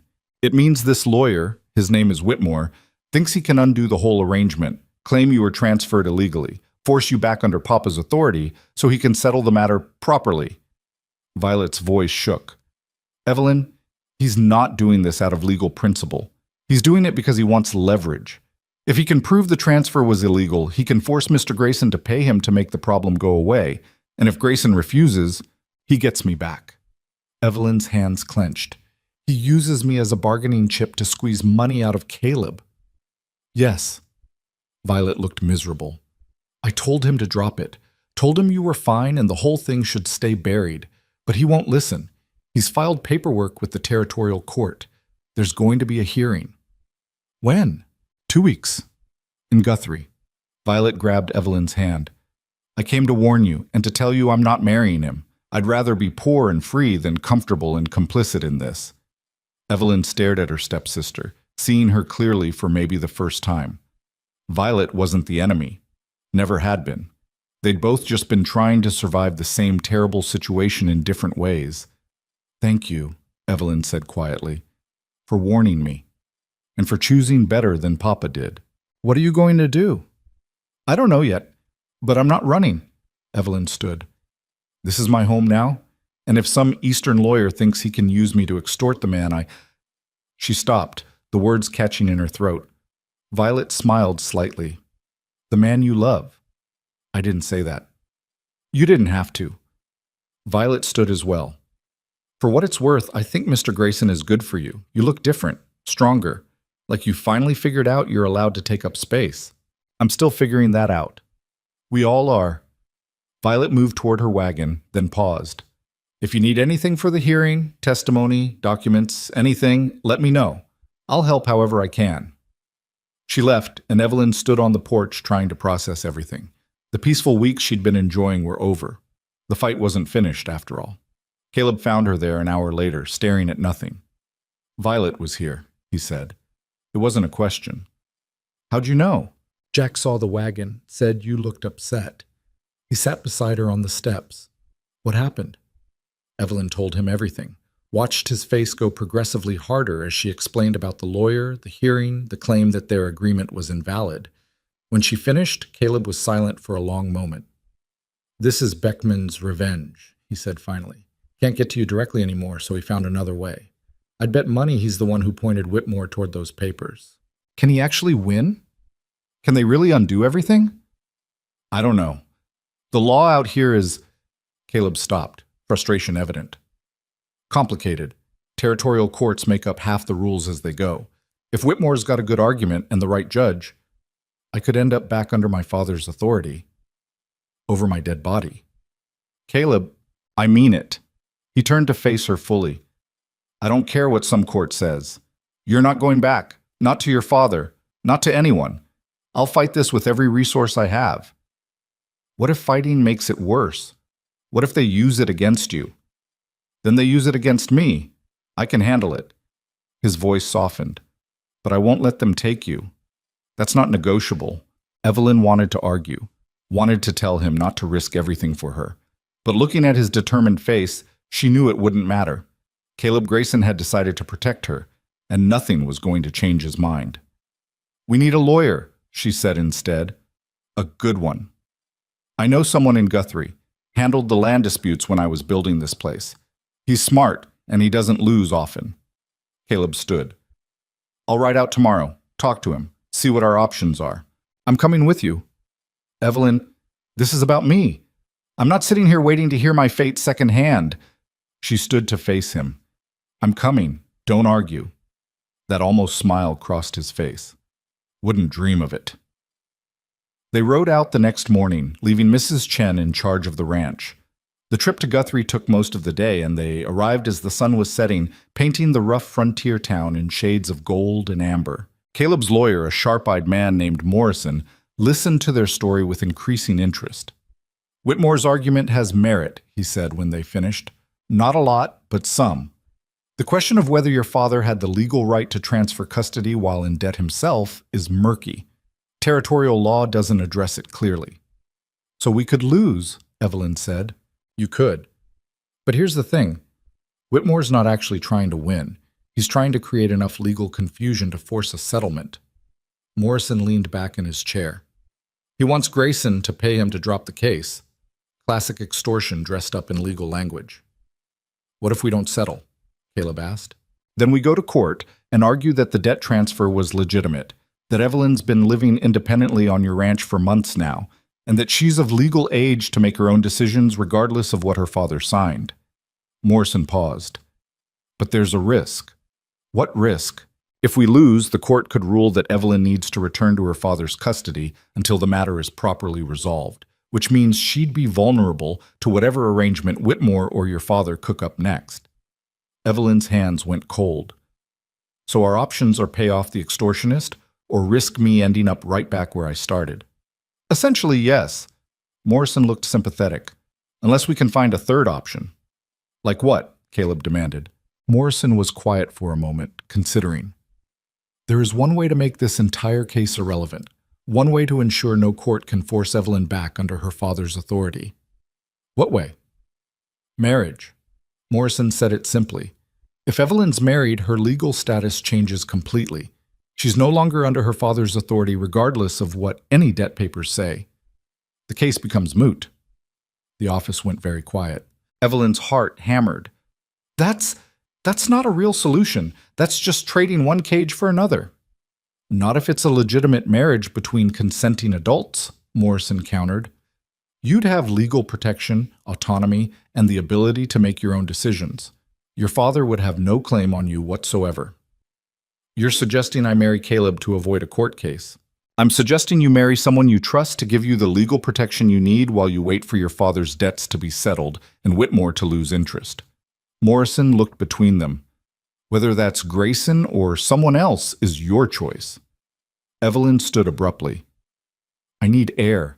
She left the office and walked out into the darkening street, her mind spinning. Marriage. The thing she'd spent her whole life dreading because it meant giving up what little control she had, and now it was being presented as her best option for freedom. The irony was almost funny. Caleb found her sitting on a bench outside the hotel, staring at nothing. You okay? He asked quietly. Morrison wants me to marry you to avoid going to court. I know. That's insane. Yeah, Caleb sat beside her. It is. They sat in silence for a while, watching Guthrie settle into evening. Finally, Evelyn spoke. Would you do it, if I asked? Caleb looked at her. Marry you to protect you from a legal case? Yes. In a heartbeat. He said it without hesitation. But not because Morrison suggested it, and not because it's convenient. Only if it's what you actually want. How am I supposed to know what I want when everything's happening so fast? Then we slow it down. Caleb's voice was steady. We tell Morrison we need time to think. We explore every other option. We don't make any decisions while we're backed into a corner. Evelyn wanted to agree, wanted to take the time to think it through rationally. But a part of her, the part that had watched Caleb fight for her, protect her, wait patiently while she learned to trust him, already knew what she wanted. She just wasn't sure she was brave enough to admit it. They spent the night at the hotel, separate rooms, Caleb insisted, despite Evelyn's weak protest that they should save money. In the morning, they met with Morrison again. We're not settling, Caleb said firmly, and we're not making any hasty decisions about marriage. What other options do we have? Morrison spread out papers on his desk. We fight it in court. I'll argue that the debt transfer was legitimate under the circumstances, that Evelyn's been living independently and is clearly capable of making her own decisions, and that Whitmore's case is nothing but veiled extortion. What are our chances? 60-40 in our favor, maybe 65 if I can get Judge Hammond instead of Judge Peters.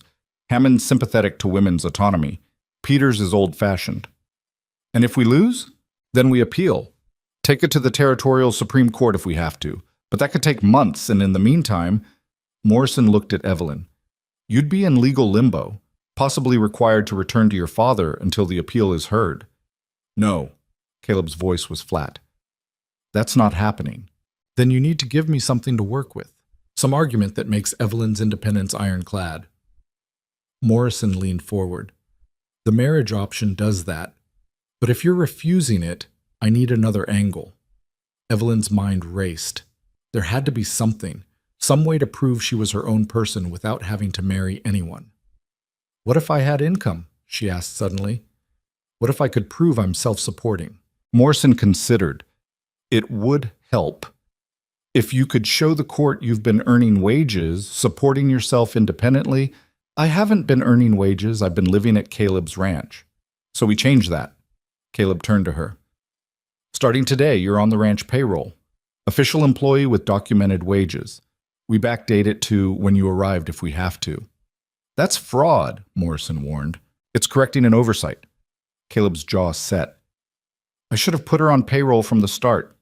My mistake. We're fixing it now. Morrison sighed.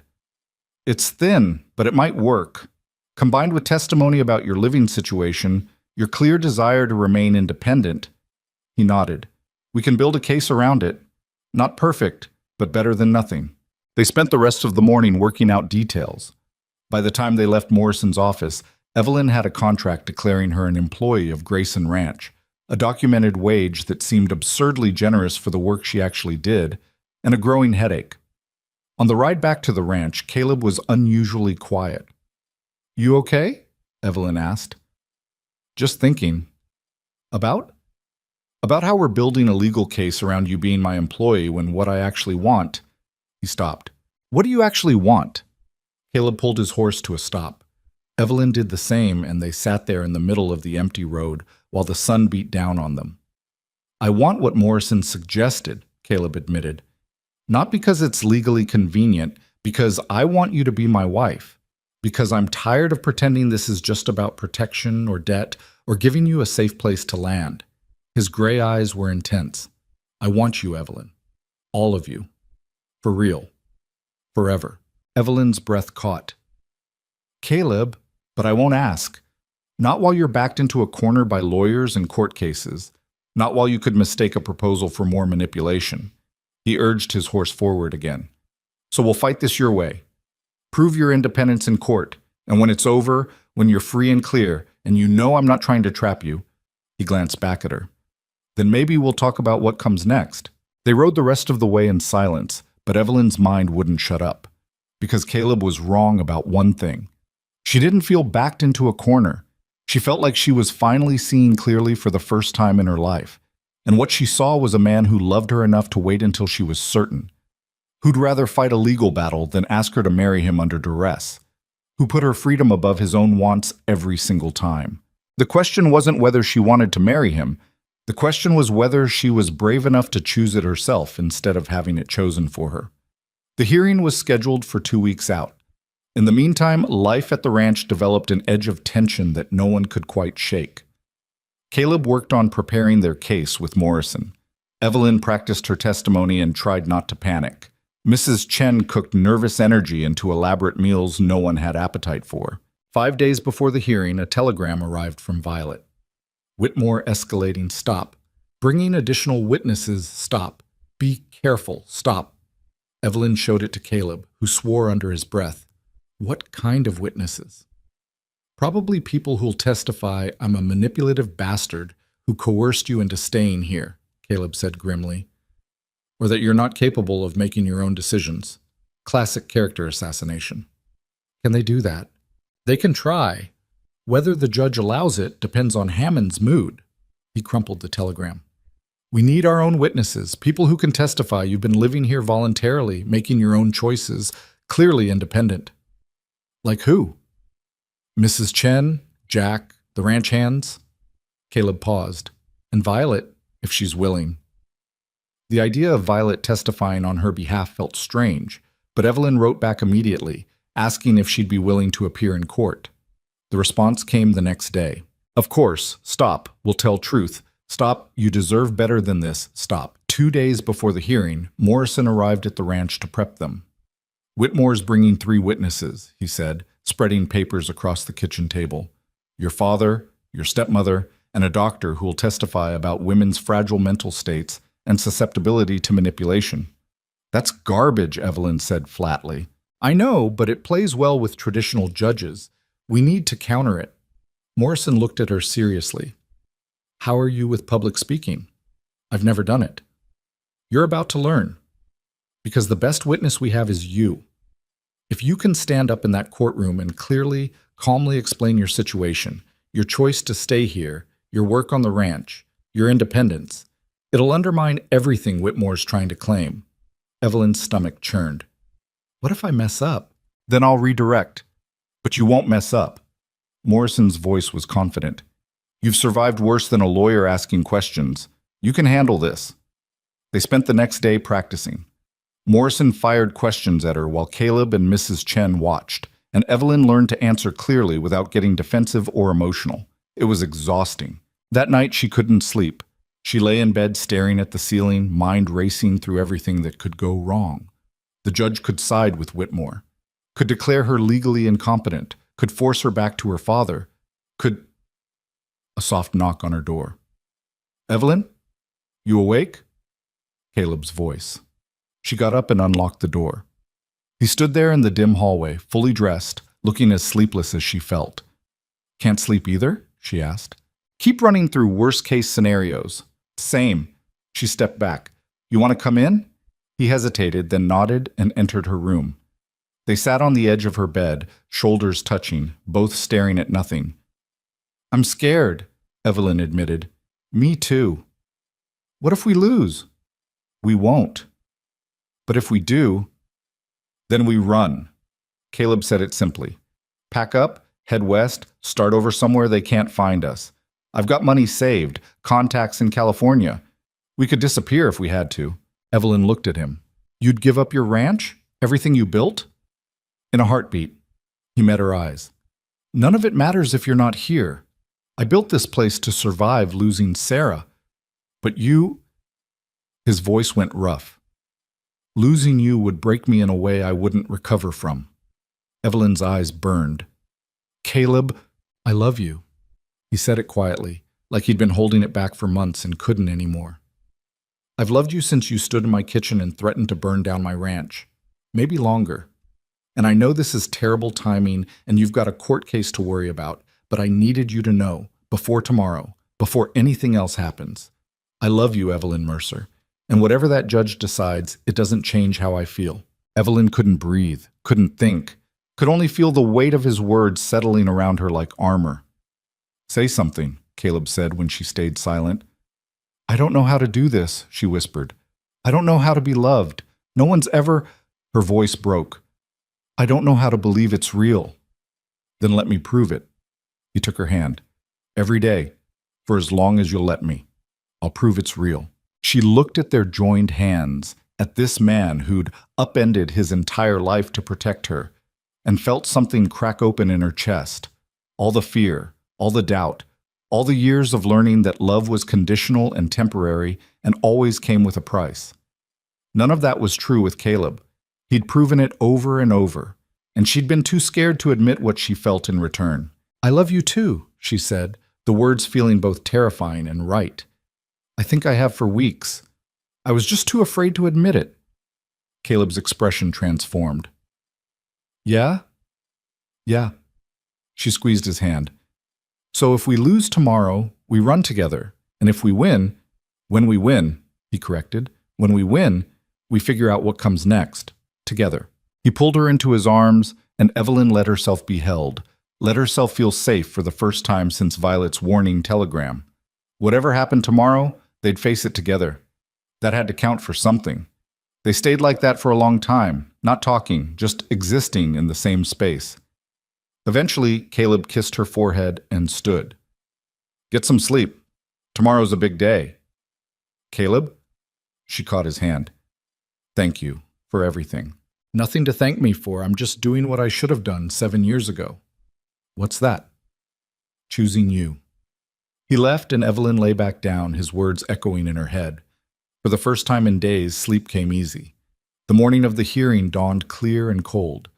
They dressed in their best clothes, Evelyn in a simple blue dress Mrs. Chen had altered to fit perfectly, Caleb in a suit that made him look uncomfortable but respectable. The ride to Guthrie was tense and quiet. The courthouse was already crowded when they arrived. Evelyn saw her father first, looking thinner and grayer than she remembered.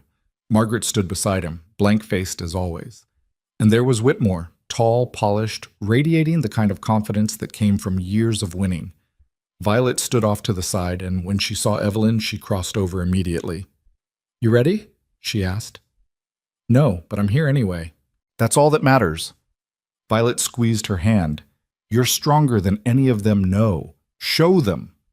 Morrison appeared and guided them into the courtroom. Judge Hammond presided, a stern-faced woman in her 50s, which Evelyn took as a good sign. At least it wasn't Peter's. The hearing began with Whitmore's opening statement. He painted Evelyn as a naive young woman manipulated by a wealthy rancher into an inappropriate living situation, claimed the debt transfer was illegal, and argued that she needed to be returned to her father's protection until proper arrangements could be made. It was infuriating. But Evelyn sat still and kept her face neutral, the way Morrison had taught her. Then Morrison gave their side. He described Evelyn's situation before coming to the ranch. The gambling debt, Beckman's threat, her father's willingness to sell her. He explained the debt transfer, Caleb's protection, and Evelyn's clear choice to stay. He emphasized her work on the ranch, her wages, her independence. Then came the witnesses. Her father testified first, claiming he'd been pressured into signing the papers, that he regretted letting his daughter go. It was all lies, and Evelyn's hands clenched under the table. Margaret testified that Evelyn had always been difficult and easily influenced. More lies. The doctor testified about women's delicate constitutions and their need for male guidance. Evelyn wanted to scream. Then it was their turn. Mrs. Chen testified about Evelyn's work ethic, her independence, her clear desire to remain at the ranch. Jack testified about her contributions to the property, her bravery during Beckman's attacks. Miguel mentioned how she'd shot one of the attackers to protect the house. Then Violet took the stand. "Tell us about your relationship with your stepsister," Morrison said. "Complicated," Violet admitted. "We were never close. Our parents married out of convenience, not love, and Evelyn got the worst of it. My mother treated her terribly. Her father ignored her unless he needed something. And the debt Mr. Grayson paid? It was real, and my father was absolutely going to hand Evelyn over to Harold Beckman if Mr. Grayson hadn't intervened." Violet's voice was clear. "Beckman is a monster. Everyone knows it. Evelyn would have been destroyed within months. So you believe Mr. Grayson's actions were protective, not predatory?" "I believe he saved my sister's life." Violet looked directly at the judge. "And I believe she has every right to choose where she lives and who she trusts. She's not a child or an incompetent. She's a grown woman who's been making her own decisions for months. The fact that we're all sitting here debating her capacity to do so is insulting." Whitmore objected, but Judge Hammond overruled him. Finally, Morrison called Evelyn to the stand. She walked up with her heart hammering, very aware of everyone watching. Caleb gave her an encouraging nod from his seat. Morrison started gently. "Miss Mercer, tell us in your own words why you chose to go with Mr. Grayson." Evelyn took a breath. "Because staying meant being sold to Harold Beckman, and I'd rather take my chances with a stranger than guarantee my own destruction." "And when you arrived at the ranch? Mr. Grayson gave me a room with a lock, gave me the only key, told me I could leave whenever I wanted." She looked at the judge. "He kept his word. Every promise he made, he kept. That's more than I can say for most men I've known." Morrison walked her through her months at the ranch, the work she did, the wages she earned, the community she'd built. Evelyn answered clearly, honestly, without embellishment. Then Whitmore cross-examined. "Miss Mercer, you claim Mr. Grayson has been nothing but respectful, yet you live in his house, unchaperoned. Isn't that—" "Mrs. Chen lives there, too," Evelyn interrupted, "as do several ranch hands. I'm hardly unchaperoned." "But you share meals with Mr. Grayson, work alongside him, spend significant time alone in his company." "I do, because he's teaching me to run a ranch. That requires conversation." "Some might say it requires more than conversation." Whitmore's tone was insinuating. Morrison objected. Judge Hammond sustained it. Whitmore tried another angle. "You say you're employed at the ranch, but isn't it true you only started receiving wages recently, after this case was filed?" "The wages were backdated to reflect work I'd already done," Evelyn said carefully. "An oversight that Mr. Grayson corrected. Convenient timing." "Overdue correction," she countered. Whitmore pressed harder, trying to paint her as naive or manipulated, but Evelyn held her ground, answering each question with the same clear honesty Morrison had coached her on. Finally, he asked the question she'd been dreading. "Miss Mercer, if the court rules that you must return to your father's custody, will you comply?" The courtroom went silent. Evelyn looked at her father, at Margaret, at Whitmore's smug expression. Then she looked at Caleb. "No," she said clearly, "I won't." Murmurs rippled through the room. You'd defy a court order? Whitmore pressed. I'd refuse to be property. Evelyn's voice strengthened. I'm 22 years old. I've been supporting myself, making my own decisions, living independently for months. And if this court decides I'm too incompetent to do that, if you rule that I need to be handed back to a man who gambled me away like a poker chip, then no, I won't comply. I'll leave Oklahoma Territory before I let that happen. Judge Hammond leaned forward. Miss Mercer, you understand that's contempt of court? I understand it's survival, Your Honor, and I'm done choosing compliance over survival. The judge studied her for a long moment, then nodded to Morrison. Redirect? Morrison asked one final question. Miss Mercer, why do you want to stay at Grayson Ranch? Evelyn could have given the practiced answer about employment and independence. Instead, she told the truth. Because it's the first place I've ever felt like a person instead of a burden. Because Caleb Grayson sees me as someone worth protecting without demanding I diminish myself in return. Because I've built a life there that's mine. She paused. And because I love him, and he loves me. And we deserve the chance to figure out what that means without lawyers and judges and extortionists deciding our future for us. The courtroom erupted. Judge Hammond banged her gavel, calling for order. Whitmore stood. Your Honor, this just proves... Sit down, Mr. Whitmore. Hammond's voice was sharp. I've heard enough. She stood, and everyone fell silent. I'll issue my ruling tomorrow morning. Court is adjourned. She left, and Evelyn sagged in her chair, exhausted. Caleb was there immediately, pulling her into his arms. You were perfect, he murmured against her hair. I just told a judge I'd defy her ruling. You were still perfect. They left the courthouse to find a crowd waiting. Mrs. Chen, Jack, Miguel, even some townspeople who'd heard about the case. Violet pushed through and hugged Evelyn tightly. You were so brave, she whispered, or so stupid. We'll find out tomorrow. They spent that night at the hotel again, but Evelyn couldn't stand being alone. She knocked on Caleb's door around midnight, and he answered immediately, unsurprised. Can't sleep? He asked. Can't stop thinking. He pulled her inside, and they lay on his bed fully clothed, just holding each other while the night stretched on. Whatever happens tomorrow, Evelyn started. We'll handle it, Caleb finished, together. Together, she agreed. And for the first time since this whole mess started, Evelyn actually believed they would. You said, Part 5, lưu ý.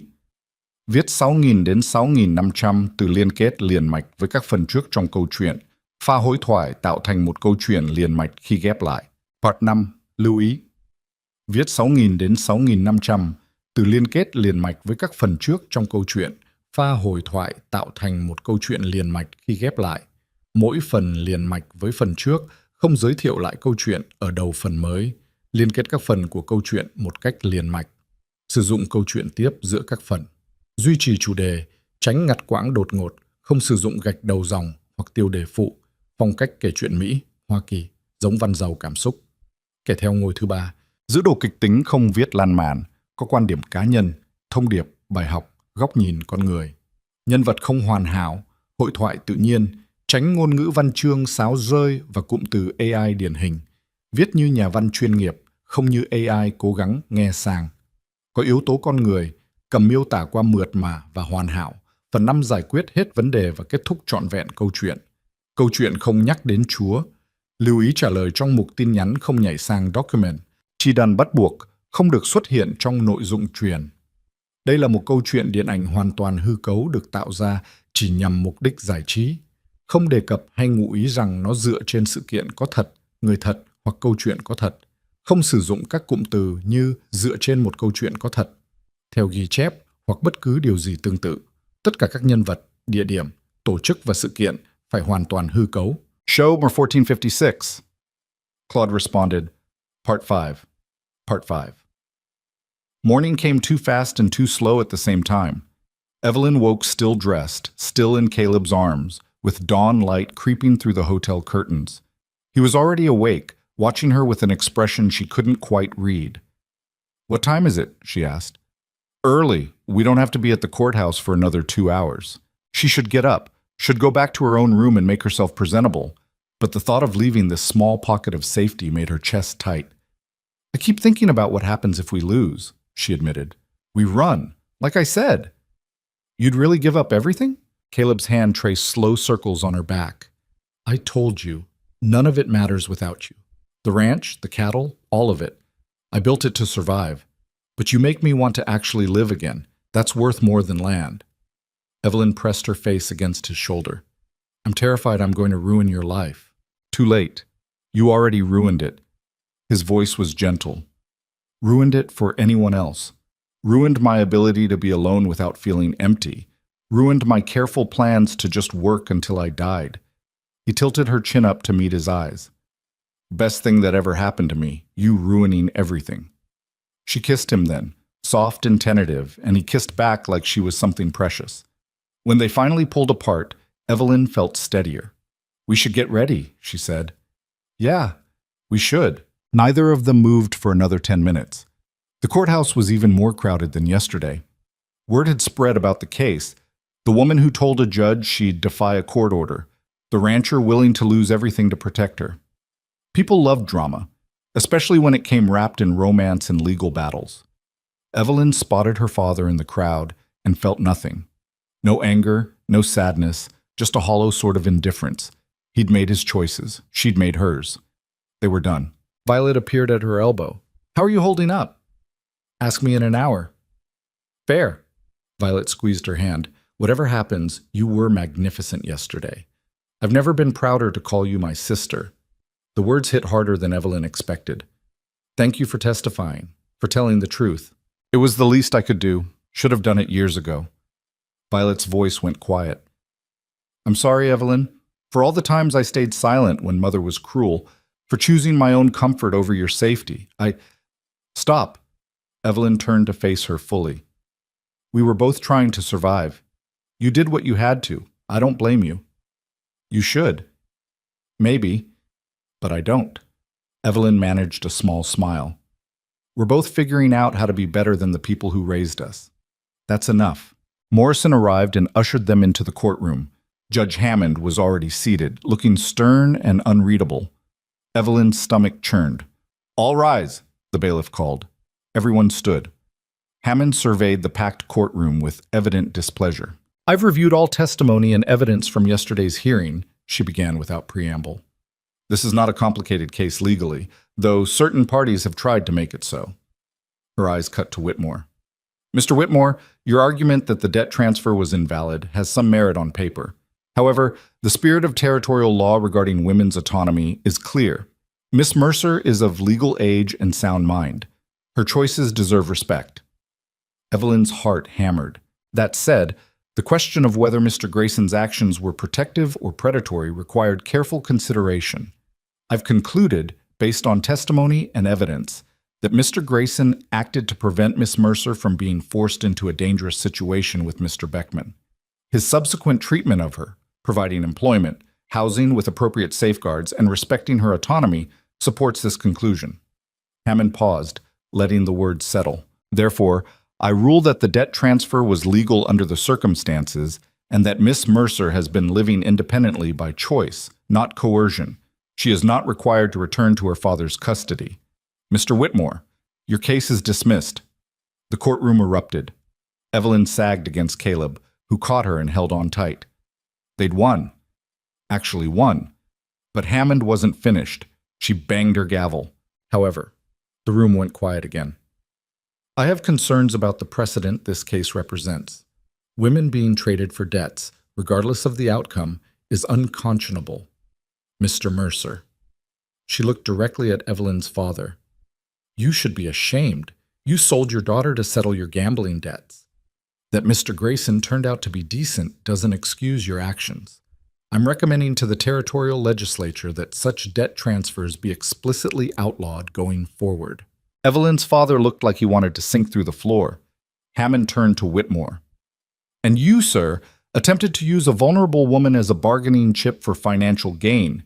That's extortion dressed up in legal language, and I won't tolerate it in my courtroom. You're fortunate I'm not holding you in contempt. Whitmore's face went red, but he said nothing. As for you, Miss Mercer, Hammond's expression softened slightly. You showed considerable courage yesterday. I hope you use that courage to build the life you described wanting. You've earned the right to choose your own path. Don't waste it. I won't, Your Honor. Thank you. Hammond nodded. Court is adjourned. The gavel came down with finality, and suddenly Evelyn was surrounded by people. Mrs. Chen hugging her fiercely, Jack clapping Caleb on the back, Morrison looking satisfied, Violet crying happy tears. The noise was overwhelming. Caleb pulled her out of the crowd and into a quiet corner. You okay? I don't know, I think so. Evelyn laughed, the sound slightly hysterical. We won! We actually won! We did! I can stay? I can make my own choices? I'm free. The word felt strange in her mouth. I'm actually free. You are. Caleb cupped her face in his hands. So what do you choose? You. She said it without hesitation. I choose you. I choose the ranch. I choose the life we're building together. You sure? You could go anywhere now. Do anything. You don't have to. She kissed him, hard and certain, cutting off his words. When they finally broke apart, people were staring, and Evelyn didn't care. I'm sure, she said firmly. I'm choosing you, Caleb Grayson. Get used to it. His smile was blinding. Yes, ma'am. They left Guthrie that afternoon amid a flurry of congratulations and well-wishes. Violet promised to visit soon, actually meaning it this time. Morrison gave Evelyn his card and told her to call if she ever needed anything. Even a few strangers stopped them on the street to say they'd been rooting for her. The ride back to the ranch was quiet and peaceful. The Oklahoma sky stretched endless and blue above them, and Evelyn felt something inside her chest unfurl for the first time in her life. Hope, maybe. Or just the absence of constant fear. What are you thinking? Caleb asked. That I can't believe this is real, that I keep waiting for something to go wrong. Nothing's going wrong. You don't know that. No, but I'm choosing to believe it anyway. He glanced at her. You should try it sometime. Evelyn laughed. Choosing to believe things work out? That's not very practical. Hasn't stopped me yet. They reached the ranch as the sun was setting, painting everything gold and amber. Mrs. Chen had the whole place lit up in welcome, and when they dismounted, she pulled Evelyn into another crushing hug.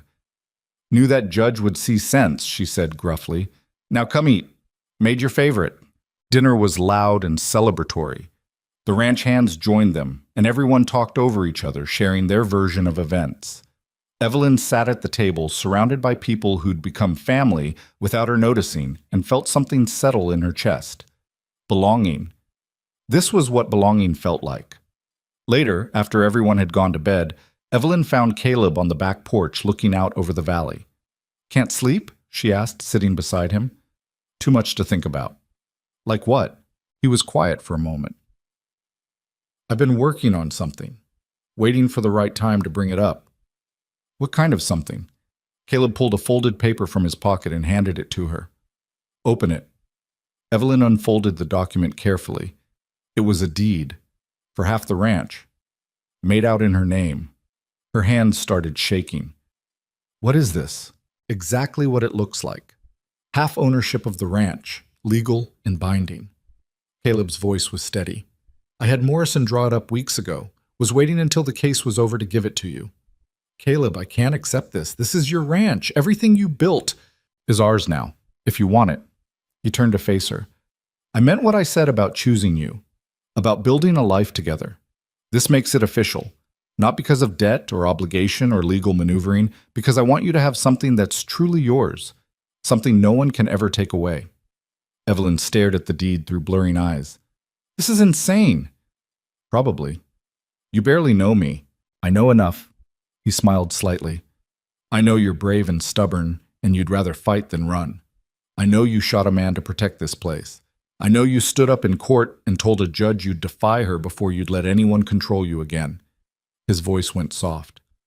I know I love you, and I know I want to spend the rest of my life proving you can trust that. You're really giving me half your ranch. I'm really giving you half our ranch, if you'll take it. Evelyn looked at the paper in her hands, at this man who kept finding new ways to show her she mattered, and felt the last wall around her heart finally crumble. On one condition, she said. Name it. Marry me. Caleb blinked. What? You heard me. Evelyn set the deed aside and took his hands. I know Morrison suggested marriage as a legal strategy, and you refused to ask because you didn't want me to feel pressured. Well, I'm not pressured anymore. I'm free. I can choose whatever I want, and I choose this. I choose you. I choose us. She took a shaky breath. So I'm asking you, Caleb Grayson, will you marry me? For a moment, he just stared at her. Then he laughed, the sound full of joy and disbelief. You're serious. Completely. You want to marry me? I do. Which is fortunate, since that's generally part of the ceremony. Evelyn squeezed his hands. Look, I know I'm difficult and damaged, and I'll probably spend years learning how to accept that you actually love me. But I'm willing to do the work, and I'm willing to bet on us. So what do you say? Caleb pulled her into his lap and kissed her thoroughly. When they finally broke apart, both breathing hard, he pressed his forehead to hers. Yes, he said simply. Yes to everything. Yes to marriage and partnership and spending the rest of my life watching you figure out how strong you are. Yes to all of it. Evelyn's eyes burned. Yeah? Yeah? He kissed her again, softer this time. When? Soon, before I lose my nerve. You won't lose your nerve, but soon works for me. They sat on the porch holding each other while the stars came out, making plans for a life they'd build together. Nothing about it was perfect. Evelyn still woke up some nights expecting to find herself back in her father's house. Caleb still carried guilt about his first wife. They both had scars that would take years to heal. But they had time. And they had each other. And somehow, that was enough. The wedding happened 3 weeks later in the ranch's parlor with everyone who mattered in attendance. Mrs. Chen cried through the whole ceremony. Jack gave Evelyn away since her father was still in jail, and she wouldn't have asked him anyway. Violet served as her only attendant and didn't make a single comment about Evelyn's simple dress or the wildflowers they'd picked that morning. Morrison officiated, having gotten ordained specifically for the occasion. The vows were traditional, and when Evelyn said, "I do," she meant it with every fiber of her being. Caleb kissed her like he'd been waiting his whole life for permission, and the small gathering erupted in cheers. At the reception, Violet pulled Evelyn aside. "You look happy," she said. "I am. It's terrifying. Good terrifying or bad terrifying? Good, I think. Ask me again in a year." Evelyn smiled. "What about you? What are you going to do now?" "I'm leaving, going east to stay with Mother's family, maybe find work, maybe go to school. Figure out who I am when I'm not trying to manage Papa's disasters." Violet's eyes were bright. "You inspired me. Watching you fight for your freedom made me realize I need to fight for mine too." "You'll write?" "Every month, and you better write back." "I will." Evelyn hugged her tightly. "Thank you for everything. For testifying, for warning me about Whitmore, for being brave enough to tell the truth. Thank you for showing me what bravery looks like." Violet pulled back. "Take care of yourself. And take care of that rancher of yours. He's one of the good ones." "I know." Violet left the next morning, and Evelyn watched her wagon disappear down the road with mixed feelings. They'd never been close, but they'd found something like sisterhood in the end.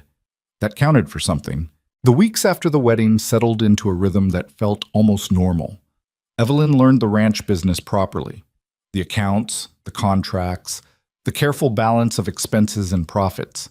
Caleb taught her to manage cattle sales and negotiate with buyers who thought a woman had no business in ranching. She proved them wrong repeatedly. Mrs. Chen showed her how to preserve food for winter, how to manage a household of ranch hands, how to treat injuries and illnesses with what they had on hand. The older woman never said it outright, but Evelyn understood she was being groomed to take over eventually.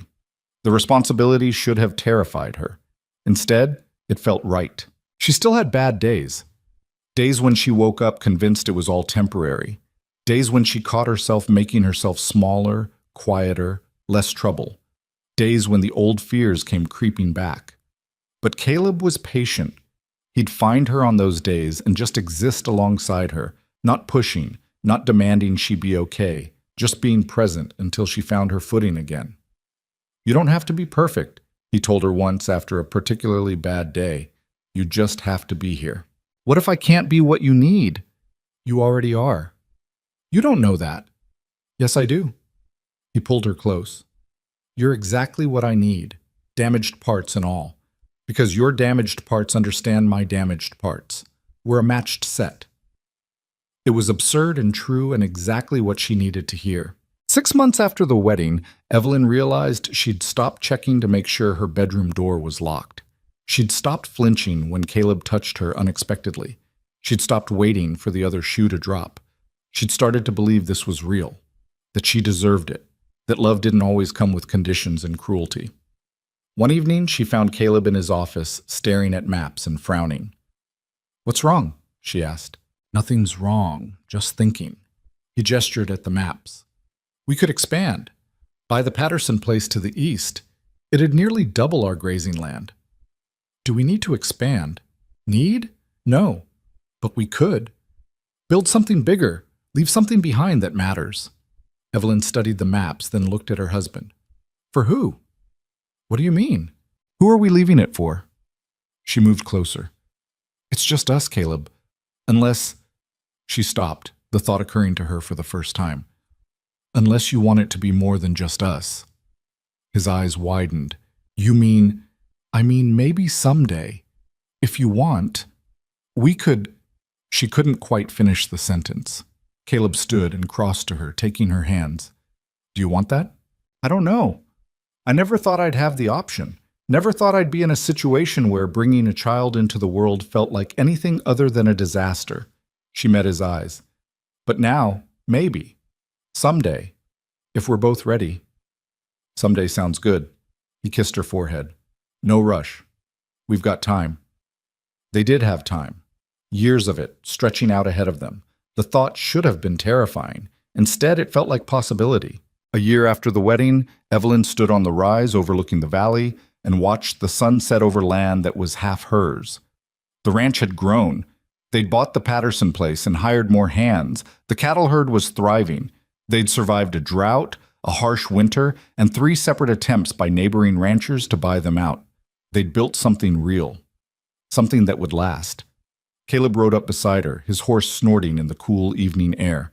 "Thought I'd find you here," he said. "It's my favorite spot." "Mine too." He dismounted and stood beside her, both of them looking out over their land. "You ever regret it, choosing this life?" Evelyn considered the question seriously.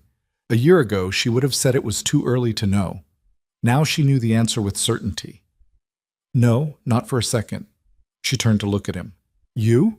Regret the best thing that ever happened to me?" "Not likely." He smiled. "Though I do regret not finding you sooner. 7 years is a long time to wait." "You found me when I needed finding. That's what matters." They stood there as the sky turned from gold to purple to deep blue, and Evelyn thought about the girl she'd been a year ago, scared, convinced she was worthless, believing love was just another word for ownership. That girl was gone. In her place was a woman who knew her own worth, who'd fought for her freedom and won, who'd chosen love not because she had to, but because she wanted to. "Thank you," she said quietly. "For what?" "For remembering me, for paying that debt, for giving me a choice when no one else would." She took his hand. "For loving me before I knew how to love myself." Caleb squeezed her hand. "You would have figured it out eventually. You're too stubborn not to." "Maybe, but it would have taken a lot longer without you." They rode back to the house as full dark settled over the valley. Lights glowed in the windows, and Evelyn could see Mrs. Chen moving around the kitchen preparing dinner. Their home, their life, built on honesty and respect and the radical idea that people deserve to choose their own futures. That night, lying in bed beside her husband, Evelyn thought about the book that had started everything. The story of a girl who ran west and found freedom. She'd read it 100 times, always thinking the ending was incomplete, always feeling like the author had left something out. Now she understood. The author hadn't left anything out. Freedom was the ending. Freedom was enough. But love, real love, chosen love, love that made you braver instead of smaller, that was the epilogue. The part that came after you'd already saved yourself. The part where you got to decide what to do with the life you'd fought so hard to claim. Evelyn had chosen to share hers, and every single day that choice felt more right. Years later, when people asked her how she'd ended up owning one of the most successful ranches in Oklahoma Territory, Evelyn would tell them the truth. She'd been sold to pay a debt. She'd been given to a stranger who turned out to be decent, She'd fought for her freedom in a courtroom and won. But the real story, the one she kept closer to her heart, was simpler. She'd been chosen. Not for what she could provide or how little trouble she'd cause, but for who she was. Scars and stubbornness and all. And then, when given the chance, she'd done the choosing herself.